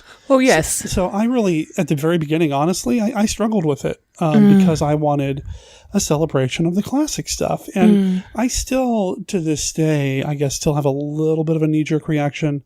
Like, was it about a year ago or so, maybe even longer than that, when Scary Monsters magazine did an issue based on Pet Sematary, the Stephen King movie. And was it Pet Sematary? It's something like that. And they even did an editorial talking about how they're going to include it because in their mind it still has all the classic horror tropes. And to me, I was like, no, it's not classic. And it came down to that whole black and white way of thinking for me. Yeah, you are pretty. And I have to be honest, how old creates classic? Because at this point, that was quite some time ago.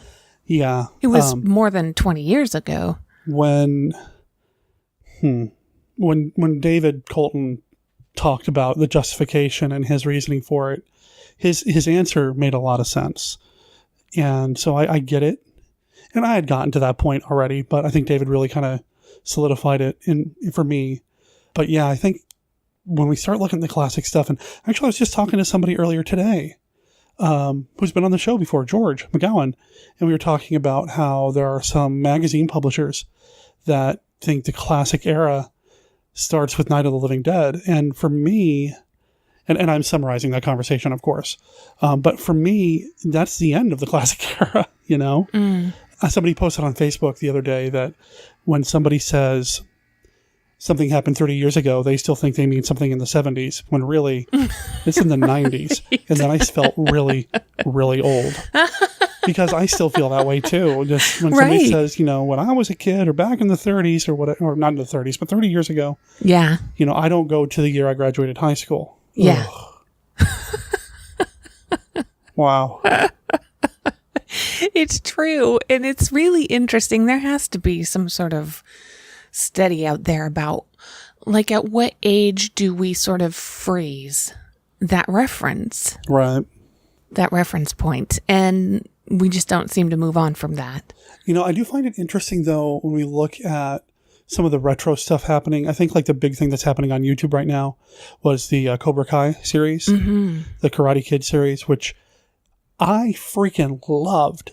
Now, I know I'm a Monster Kid X, whatever. You loved Karate Kid. I loved Karate Kid when it came out. I saw the first 3 films in the theater. I still haven't seen the 4th, and I didn't see the remake. But, Karate Kid meant a lot to me. The songs from the soundtrack meant a lot to me for some reason. And watching Cobra Kai, I'm like, that's really cool. And, really a big part of the reason something like that is successful is because us kids who grew up watching it are now at a point to where we're able to watch it on YouTube and we're paying for it. Now we're willing to spend our extra money on it and that sort of thing. I don't know where I'm going with this, but it's like when you see the quote unquote retro music showing up in car commercials, when Twisted Sister shows up selling something in a commercial, that sort of thing. And that retro, but really that's not 30 years ago. That's 50 years old. And that's, gosh, oh my gosh. Yeah. And part of it is pulling that stuff back because you're aiming for the audience that potentially has disposable income now and hitting nostalgia points with that audience. That and the people that grew up watching this stuff are now in positions of power to be able to use the stuff that they loved from their childhood. They kind of bring it with them a little bit. I don't know. I'm old. That's what this whole thing was. Yeah. So he falls along the lines of expanding the categories. Yeah, I'm okay with it now. Like I said, I was really kind of on a journey with it. Am I bummed that the old Dark House didn't get Best Restoration, but Suspiria, 70s film, did? Yeah, maybe a little bit. But, it's popular vote, so. Right. You can't fault how the people voted. And he's going to be at Monster Bash. He is going to be at Monster Bash. I am excited to meet him. I've actually made arrangements with him. We're going to spend some time together. And I'm just going to put this out there, Todd, so no pressure, but I'd love to interview you. And I say that because he wants to interview me. So, well, not just that. It'd be fun to interview. Somehow, you know what I mean. Arrange it so that both are happening at the same time, so the content could be used for both. I don't know what he wants to do interview-wise, but he said he'd love to chat with me. Him and his son would love to chat with me, and I would love to meet you guys. Fantastic. It'd be fun. Play around with the Classic 5, It'd be fun. So in terms of vintage masks and posters, I guess that depends on what Michael Dodd has, where his knowledge lies, because we're not writing that. He is. So Michael Dodd has, and we'll stumble across this because he sent us an email and he mentions this. He sent me a few weeks worth of content for that segment. And one of them is the Vern Langdon zombie mask, which is not any of the masks that Todd mentioned, but it is a mask. So that'll be coming up. That'll be installment number 7, which I believe will be in a few weeks if Brenda holds up. If I hold up. We should get ahead on recording some of those since we can. Well, thanks for calling in, man. It was good to hear from you, and I can't wait to meet you at Monster Bash, brother. Should we move? Oh, speaking of Michael Dodd. Hey, yeah, we got his lined that up really well. I knew we had an email. Hey, Derek and Brenda. Hey. I can't believe I left a space for you and you didn't use it. Derek, I checked out MKR 369 and had a great time. Lucha de Mayo is progressing nicely. Did you say Mayo? You said Mayo. Oh my God, you ruined me. You said Mayo. You ruined me. Lucha de Mayo is progressing nicely. I thought about making another sandwich dressing joke here owing to the possible mispronunciation. But you'll probably get your fill of those, so I'll spare you. Really cool to hear you and Mark Pedersen geek out in such depth about Santo and El Tesoro de Dracula. Did I get that right? I have no idea. It's Dracula, Santo and Dracula's treasure. Santo and El Tesoro de Dracula. The treasure of Dracula. Ah, Now I know the word for treasure that I will never remember. And now I know the Spanish word for Dracula.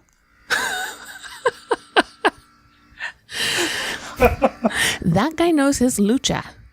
I had heard about the nudie version for years and finally got to see it recently on the Monster Channel. Yeah, Mark's right. A couple of those girls were very healthy. Cut to Joe Bob doing his "if you know what I mean, and I think you do" bit. It was fun to finally see it, especially in color. After all, it is a part of monster history and exploitation history too, for that matter. Man, you guys have cool stores like Dr. Tongue's and actual Monster Kid classic flicks showing on the big screen theaters. Trust me, dude, you are blessed out there in the Portland area. I'm in the Chattanooga area, and it may have pretty scenery, but it's like a negative zone for us monster kids and comic book fans. Anyway, another great show, man. Yeah, we talk about that sometimes, and partly because we're thinking of moving due to my RA, and how if we're in an area with no monster kid stuff that you want to bring that to the theaters, it always seems to me like a huge undertaking, but you're so excited about it. So maybe Michael can have a viewing fest. It seems really expensive though. Well, it depends on what you're doing. So first of all, I'm a little surprised you mentioned the move thing, because every time I mention it to somebody, I'm like, between you and me, because we didn't. So yeah, we're going to be moving at some point. Have a few places we're looking. But I feel like we've been saying that for 4 years. It's not been that long. Are you sure? It's not been as long as we've been doing the show. I've been doing this show. Oh, yeah. So we haven't committed.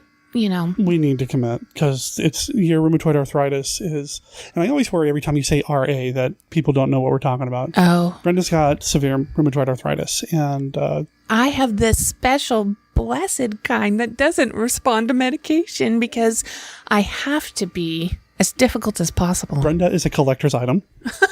She is unique. She's a variant. I say I collect autoimmune diseases. True. I do. But my sister has the same type of RA.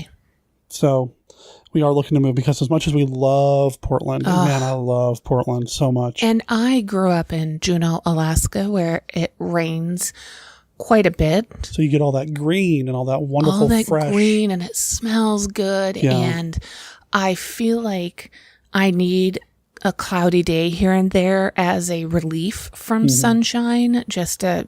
The downside, though, is that the weather changes and the weather fluctuations usually come with barometric pressure changes, and that and moisture changes or humidity changes, and it does. It's getting to awful. The point where it's really playing havoc with it's awful. My life. So anyway, we're considering moving somewhere drier, which is sadder. Very sad. And maybe somewhere where the temperature is pretty even, Steven. But of course, all those areas are pretty expensive to live in. Yeah. Way to bring it down, Michael. No, just kidding. That was us. No, that was us. So Chattanooga, that's Tennessee. And Tennessee has one of my favorite horror hosts in it. Ah. You know who that is, right? No, goodness, no. Why are you giving me a look? There's no lights out there, but I can tell you're giving me a look. It's Dr. Gangrene. Oh. Man, Larry Underwood. I didn't know he was in Tennessee. Oh, yeah. Yeah, he's based out of there. So he doesn't do a regular show, but he does a few events in the area. I don't know where he is compared to where Michael is. Like, I don't know my Tennessee geography, so I couldn't even say. But check out drgangrene.com. Let him know that you heard him here on MKR. Larry's a great guy. He is. He's fantastic. In terms of, like, doing your own thing. Well, so you mentioned Dr. Gangrene, and it feels like maybe you build up enough support around it, and you could convince a theater at their own cost to play one of these movies, and you do your own bash, and maybe Dr. Gangrene maybe lives very far away, but you build up enough support around it that a theater feels like they would make money running this or something. I don't know. I know that every time I go to Weird Wednesday to introduce a movie, his ticket sales increase. Wait, that is very braggy. Because he doesn't charge admission. So there is no ticket sales. Ha ha, I was making it funny. Oh. Ha ha ha. What? Wednesday is free. Weird Wednesday's free? Yeah. How does he, Concessions. Oh. So Weird Wednesday is free. He makes sales on concessions. Because it's a free event, you've got to be 21 and over to get in because he sells booze. Whereas if he was charging tickets, it'd be a little bit different. But yeah. So yeah, I'm sure every time I'd introduce, he makes a ton more money on tickets. 0 times 2. That's right. Speaking of Michael Dodd, yes, in the Vault of Monster Collectibles, I got numerous messages from people talking about the Haunted Hulk. Oh. And how they think it's either the coolest thing ever or they thought it was the Incredible Hulk as well. And speaking of which, this is a good segue because it comes up in the voicemail from Steve Sullivan. Well, there's more to Michael Dodd's email. Oh, it kept going? Yeah. I just stopped to talk about that part because I thought it was done. No, I'm so sorry. I'm terrible at continuity. I just wanted to. What was that? They're building a Frankenstein's monster. What are they doing over there that they just hit so hard that the entire place is shaking? I don't know. Read the email. Okay. Brenda, I thought your voice sounded fine for this is why you wanted to read it. No, I'm getting a look. Brenda, I thought your voice sounded fine for the Vault of Monsters Collectibles segment. That's all done in post. Oh, were you able to modify it? I'm kidding. Oh, don't be hard on yourself and don't stress. It's all for fun anyway. I'm going to try to send in a few extra installments of the VOMC segment as time permits so you can have more flexibility to do them when you're feeling well. That way you can record them when you choose to and Derek can get some in the can, so to speak, as he wishes. We want it to be enjoyable for you and not seem like a chore. I think you and Derek are doing a great job with segments and it's an honor for me to get to contribute to a fun and worthwhile show like MKR. See ya, Michael Dodd. I mean, I really appreciate that. Mm-hmm. And it didn't feel like a chore. It felt like something I wanted to do because if I make a commitment, I only want to bow out of my commitment on days that I really, truly don't feel well. And there are times where only 1 or 2 joints are affected and I can totally function through that. So I just didn't realize it had affected my voice box joint It still wigs me out to talk about the joint in your voice box.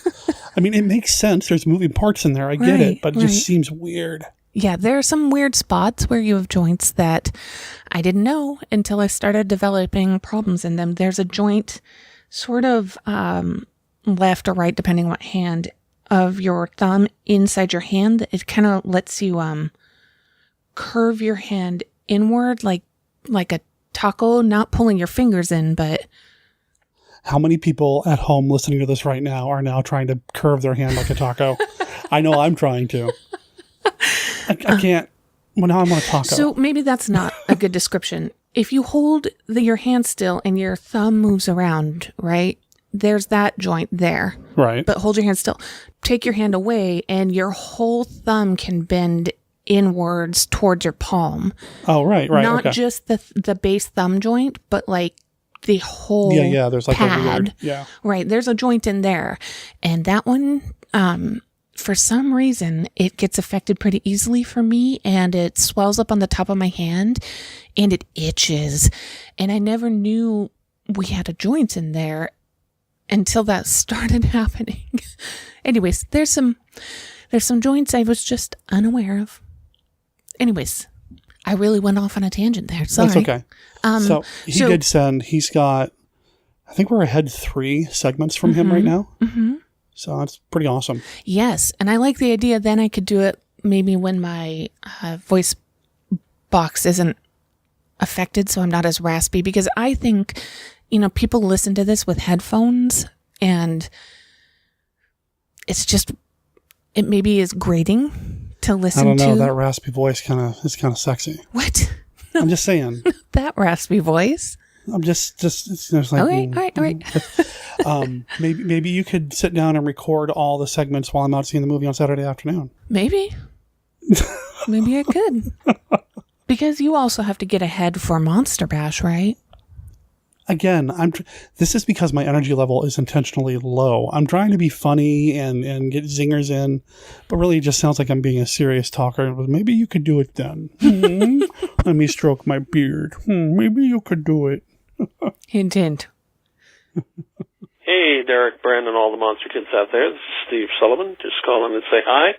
I wanted to thank you guys for the kind words that you and Frank said about me and my work on this last episode of Monster Kid Radio. It was completely unexpected and really touched my heart. Thank you guys, and thank you for playing the White Zombie promo as well. That's always nice to hear, and hadn't really thought about it much lately until Frank mentioned it on the show, so cool to hear it. The film sounded fun, film Champions of Justice. I'd never seen it.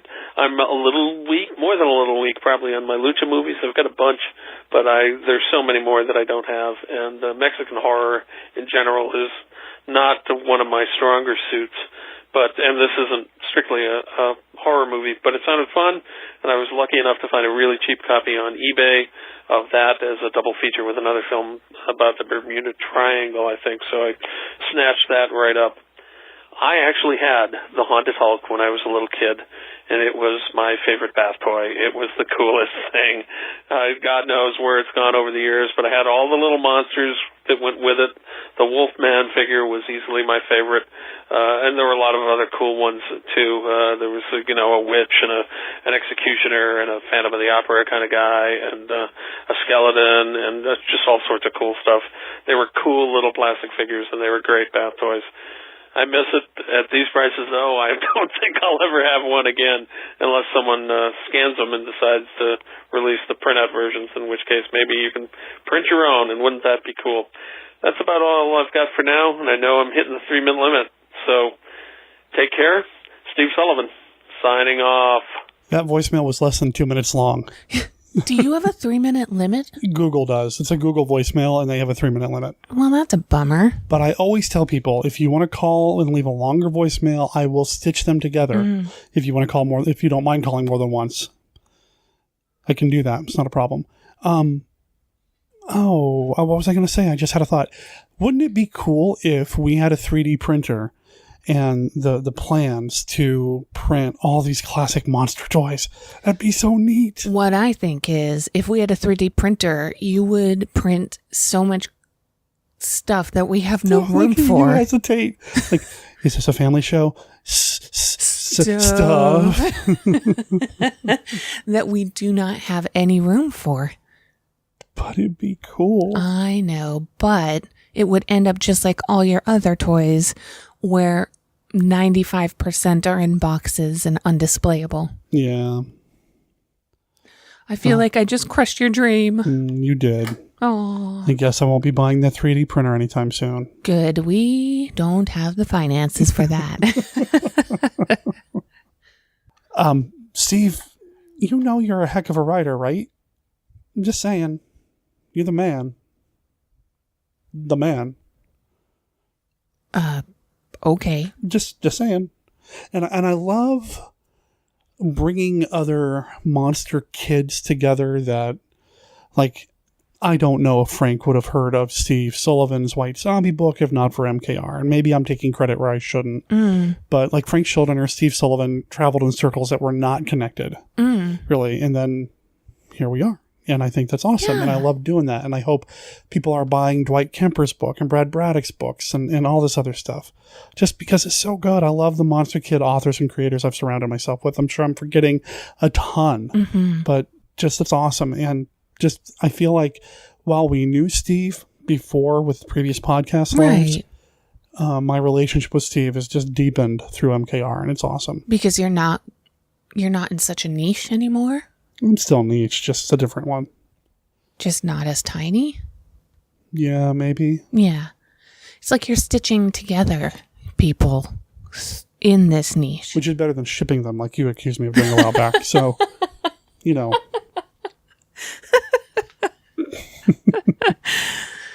STSullivan.com is where you're going to find Steve. All right. I also I feel like Michael Dodd is giving people some guidelines around how much you should expect to pay and what issues you should be looking for. One of my favorite things about his segment is that, and no pressure, that you have to do it every time, but it's been really cool to have that in there. Very cool. The prices? Yeah. Yes.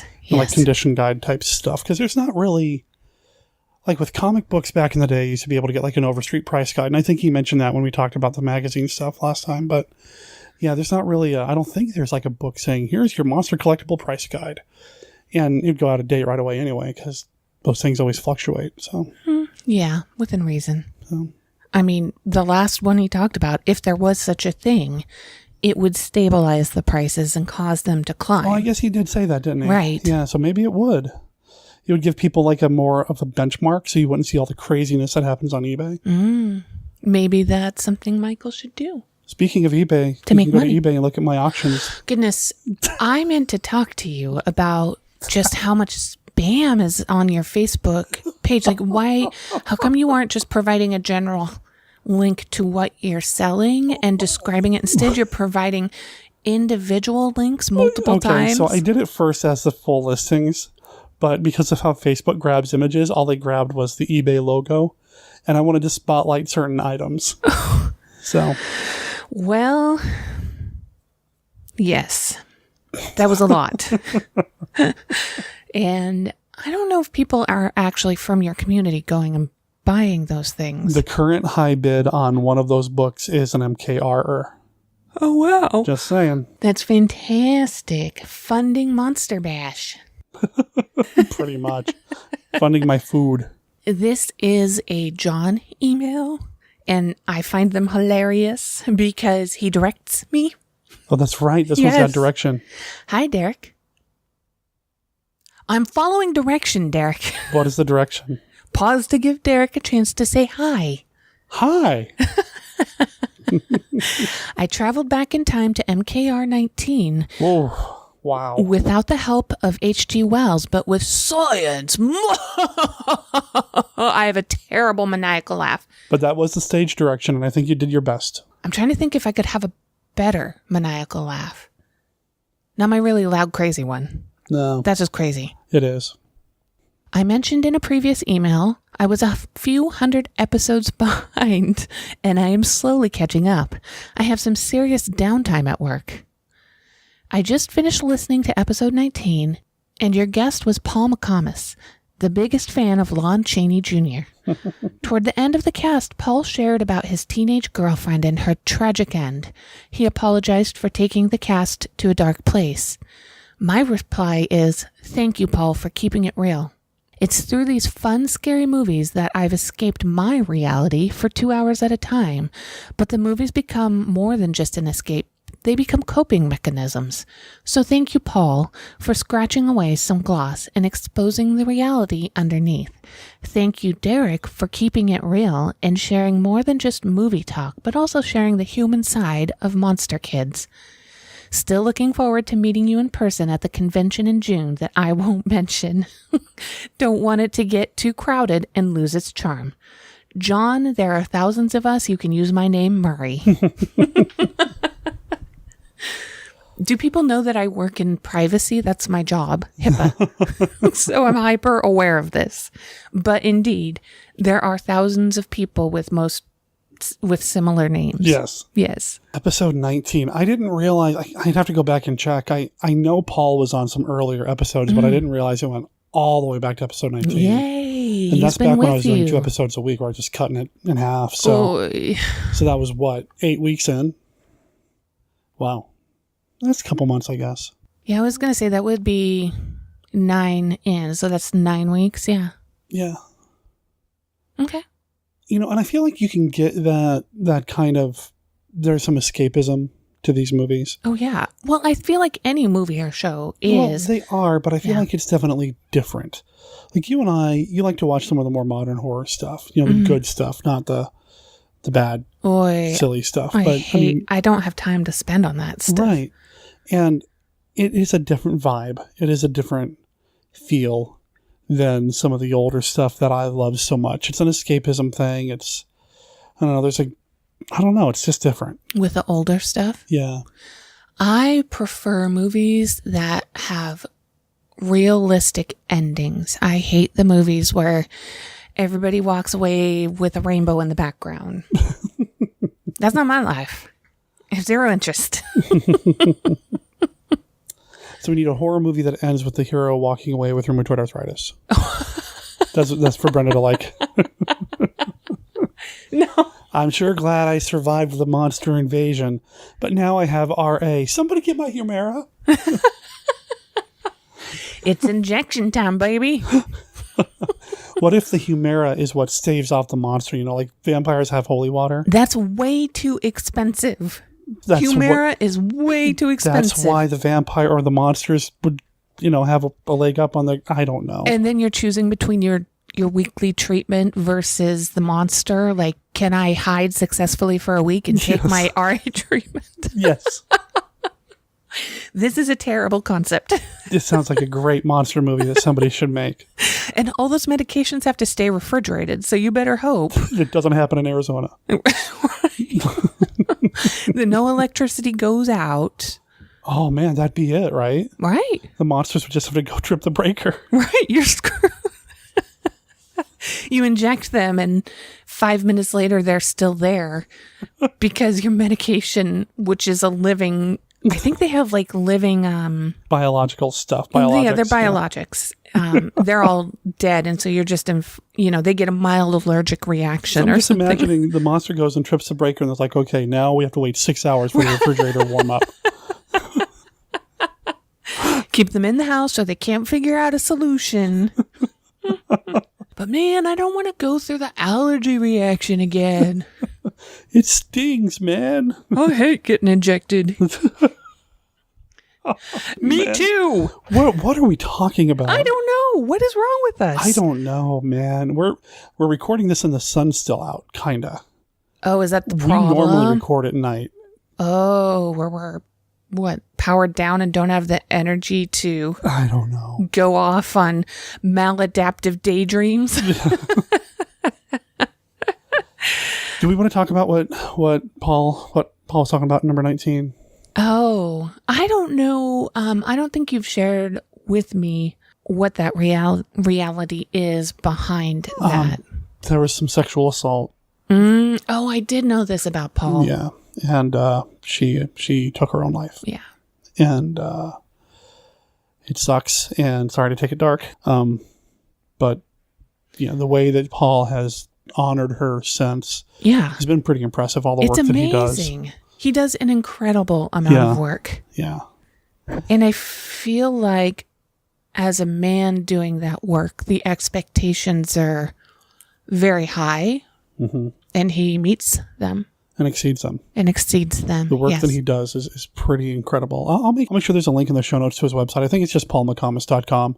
But I'll make sure there's a link there if there's not already in the permalink section of the website. Just people can check it out, see what he's up to. Check out his books too. I mean, he's another one of those great authors. Right. But he's also got links to all the work that he's been doing there too. I think right now he's been focusing a lot on music lately. And did it link to how he became interested in these kind of movies? Or? No, he grew up loving these movies. He as a kid, he grew up on, and in fact, the girlfriend appeared in some of his childhood stuff. Oh. So, yeah. Man. So I don't know if that made the connection to the movie stronger or what, but I mean, I view them as escapism. I enjoy them on so many levels. And I know you and I kind of view them a little differently. There's no way I could get you to sit through Manos, The Hands of Fate. I think you would get a couple minutes in, and if that, and then be done. But I am transfixed by that movie. I watch it straight, man. I don't need the commentary from MST3K. I just love it for what it is. Because I have so much less time available to me because of the increased need for sleep and how much longer it takes me to do things, I am pretty protective of the time that I spend. And so if it starts to feel like cheesy or I am not invested or into the movie because there's so much distracting, I don't want to spend my time on that. I've got things that I want to do. Yeah. Well, and I should be at that same place. No, because it's so much of who you are. It really is. I mean, I love this stuff so much. It makes me happy.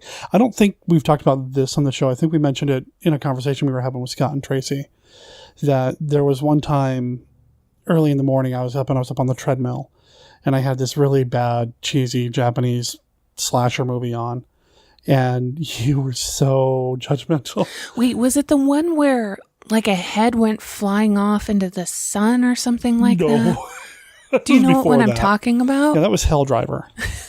No, it was before that. This was I forget the name of it, but I was watching it and you were so judgmental and mad because I think I woke you up because it was in the morning and you were like, yes, this is how you want to spend your time. I feel like I'm better about that now, but yes, in retrospect, you were right. I look at some of those and I think just how, you could spend your time exploring these movies, other movies that are sort of better than that one. But this is what you choose to do. Yeah. So, as we kind of wind up here, I said something about Scott and Tracy. I want to give a huge virtual pod hug to my brother Scott and my sister Tracy. Yeah. They're amazing people. They've mentioned this on Facebook, so I feel it's okay to say on the podcast that Scott's father passed away. It was kind of sort of unexpected. Right. There were some complications from a surgery, and it was not planned, and it really just a confluence, is that the word? A convergence of just terrible things happening during the recovery process. And he was in the hospital for, a week, it seems like. I don't need to go into any more details. I don't know any more details, but as of the day we're recording this, there's a viewing. There's going to be a viewing tomorrow as well. I know a lot of you are friends with Scott on Facebook, so you may have already heard this or seen this, or friends with Tracy even, because she's mentioned it as well. But when they eventually hear this, if they hear this, I just want to say what I said to Scott via the Voxer app, that while we've only met his father briefly twice in passing, I think it's only been twice, if the kind of person Scott is now is at all indicative or a result of who his father was a hell of a guy. And Yes. I'm sorry, man. And, I love you. It hurts my heart, some of the things Scott had to witness and go through. But I am proud that he was there through that. It's amazing. And if you want to leave condolences on Chuck Morris's wall, the funeral has a digital wall where you can leave a remembrance, and Scott linked the obituary that will lead you to the place where you can leave condolences. I believe it's Parson Memorial in Muncie, Indiana. You can look that up online too, because I know some listeners aren't on Facebook. So, okay. So yeah. So Scott, I'm sorry, man, and we love you. We really do.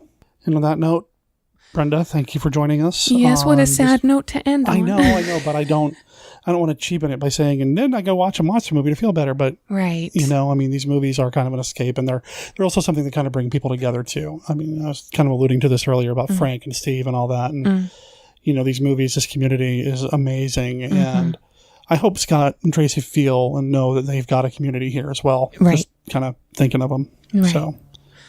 The community's awesome. You guys and gals are awesome. It's My amazing. wife's awesome for being part of the show and kind of sort of being part of the community by proxy. By proxy. See, you don't get your Monster Kid card until you watch Manos with me, is what I'm saying, I think. Oh, well, I guess I'm never going to have my Monster Kid card. What were we watching? Oh, Thanos, Hands of Fate. What? Somebody was talking about Thanos and something we were watching, and I couldn't remember it was Manos, Hands of Fate, so I just said Thanos, Hands of Fate. It's amazing. There is some original artwork out there somewhere where somebody took a Manos piece of artwork and made it Thanos. It's amazing. Is he wearing the... Yeah. Oh, nice. Yeah. And I haven't watched the movie yet, but he really does seem to take people's fate into his own hands. No spoilers. No spoilers. Actually, I do know the end of it. Oh, no, really? Yeah. I didn't tell you. Everything has to be even. Well, now you're spoiling for other people. No, what does that have to do with anything? Just stop talking. Have you seen the action figures of the half? Yes. Somebody is a genius. Somebody I should have come up with that. Thanks, hon. Love you. So that brings us to the end of this episode of Monster Kid Radio. Big thanks to Brenda for being part of the feedback again this week. Love having her on board. Love having her add her voice to the mix and getting that extra voice here on the show. Of course, if you want to have your email read by her, all you got to do is shoot me an email at monsterkidradio@gmail.com. Or if you want to hear her respond to a voicemail, you can call and leave us a message at 503-479-5657. That's 503-479-5MKR. That is a Google voicemail. As we said earlier, it's got a 3-minute limit. But if you call and you end up getting cut off and call back, I will edit your voicemails together. It'll sound like one long continuous thing. People will be like, wow, that's more than 3 minutes. I don't know if people would be or not. But if you want to call and leave a longer than 3-minute message, feel free to do so. I'll take care of you and make you sound good. Speaking of sounding good, Brenda, once again, thank you for doing this. And I can say this even though she's not in the room. I really mean it. It's so awesome that she's part of the show now. It just makes MKR that much better for me. It's not that it wasn't great before, because it was, but now I've got her. It's awesome. So isn't she great? And of course, big thanks to Jason from Bots, Bugs, and Babes for sending in his own version of the Classic 5 with his father. I played the promo for Bots, Bugs, and Babes earlier. Y'all should check it out, especially since I'm on the most recent episode. Okay, actually, it's not just because of me, but the show was a lot of fun. Check it out at twotruefreaks.com. I was on an episode talking about one of my beloved Universal Monster movies. It was a treat to hop on over there and chat about, well, one of my favorite Universal films. Thanks again, Jason. What's coming up on the show next week? We have another Luchador monster movie, and this time, oh boy. Coming to us from the podcast X Meets Y is Jonathan Inbody, and he is bringing us a movie that is, I guess, referred to on the internet as Santo versus the Blob. It also is known as Santo versus the Killers from Other Worlds, Santo contra los asesinos de otros mundos. I butchered the heck out of that. But yeah, just look up Santo versus the Blob. It'll come up. It is amazing. And I can't wait to share that with you guys and gals next week. So that's coming up. Also coming up in the near future, we have quite a few things happening in the Portland, Oregon area. I've talked about it before. I want to talk about it again. Victoria Price is doing a signing at the Powell's store here in Beaverton of her book, The Way of Being Lost, A Road Trip to Your Truest Self. That's happening on Wednesday, May 23rd at 7 p.m. I know I'm going to be there. I know a handful of other Monster Kid Radio regulars. Or are they your regulars? Well, I know there's plans for other people to be there as well. I'd love to meet up with you. I think it'd be a blast to listen to Victoria tell her amazing story with some amazing Monster Kids. It'll be a treat. I'm looking forward to that. So that's coming up. This weekend, we've got something coming up. The Northwest Film Center here in the Portland, Oregon area is showing the 7th Voyage of Sinbad, and I'm crashing it Saturday afternoon, 2 p.m. Follow the world's greatest superhero into a death-shrouded island swarming with hellish monsters and fortunes of fabulous treasures. See The 7th Voyage of Sinbad. Freeze in your seat as Sinbad battles the living skeleton, the one-eyed Cyclops, the fire-breathing dragon, the slithering Cobra Woman, and all to save the life of a princess who's the size of a tiny doll. See The 7th Voyage of Sinbad, filmed in Dinorama from Columbia Pictures, rated G, general audiences. So this Saturday, if you're in the area, I'd love to meet you, man. Come join us for the 7th Voyage of Sinbad on the big screen in the Witzel Auditorium. It's happening right in the middle of the day, so you still have your evening ahead of you. It's going to be awesome. I'm looking forward to that. And I know Chris McMillan, Monster Kid Radio Irregular. I really need to decide what we're going to call people that have been on the show more than once. But I know that Chris is talking about being there as well. I don't know if anybody else is, but if you are, I'd love to meet you. Of course, there are links to these things at our website. Again, monsterkidradio.net's where you're going to want to go to learn everything you need to know about Monster Kid Radio between episodes or even while you listen. I'll also make sure there's links in the show notes where you can buy your own copy of Victoria Price's book through Amazon, or the Mexican Masked Wrestler and Monster Filmography book, or the Mexploitation Cinema book that Mark and I referenced in this episode as well as last week's episode. If you buy those through the Amazon links, I get like $1 or $2. Also, I think that might be generous, actually. Also, I'll make sure there's a link to the Zazzle store. I don't do as much on Zazzle as I used to because we started doing our t-shirts through TeePublic. However, Zazzle still has a few products that we can't get anywhere else, like the I Break for Monsters bumper sticker that you can get in the Zazzle Monster Kid shop. I'll make sure there's a link to that in the show notes as well. Something else that you can find at our website. Over on the right, underneath the head of Rondo Hatton from the 2014 Rondo Award that I won a couple years back, there's a place where you can put in your email address to subscribe to the Monster Kid Radio Gazette monthly e-newsletter. I've had a lot of people sign up for that newsletter lately. I have not done the newsletter in a long time, so I haven't put anything out. And I don't know if I want to go monthly with it or not at this point. I should probably look into changing that up. But my question for you, dear listener, what do you want out of this email list? I mean, I could send you promotional material, stuff that I've got coming up, and I've got a few things coming up that I haven't talked about here on the show yet. I can send you show notes from previous episodes, but I'm curious, what do you want out of this e-newsletter? And I'd like to try to cater it to what you guys and gals want to get from Monster Kid Radio on a monthly or maybe bi-monthly basis. And on that note, I'd like to go ahead and wrap up and remind you that Monster Kid Radio is a registered service mark of Monster Kid Radio LLC. All original content of Monster Kid Radio by Monster Kid Radio LLC is licensed under a Creative Commons Attribution Non-Commercial No Derivatives 3.0 unported license. Of course, that doesn't apply to the song Rey del Ring. That belongs to the really cool surf band Los Espantos from Rosario, Argentina. You can find them at losespantos.bandcamp.com. It's on their album, also called Los Espantos. You can pick it up, 13 tracks. All of them are cool. I'm partial to this one. And if you're at the beginning of the episode where I played it, I think you probably know why. Thanks for listening. We'll talk to everybody next week. My name is Derek M. Cook. Ciao.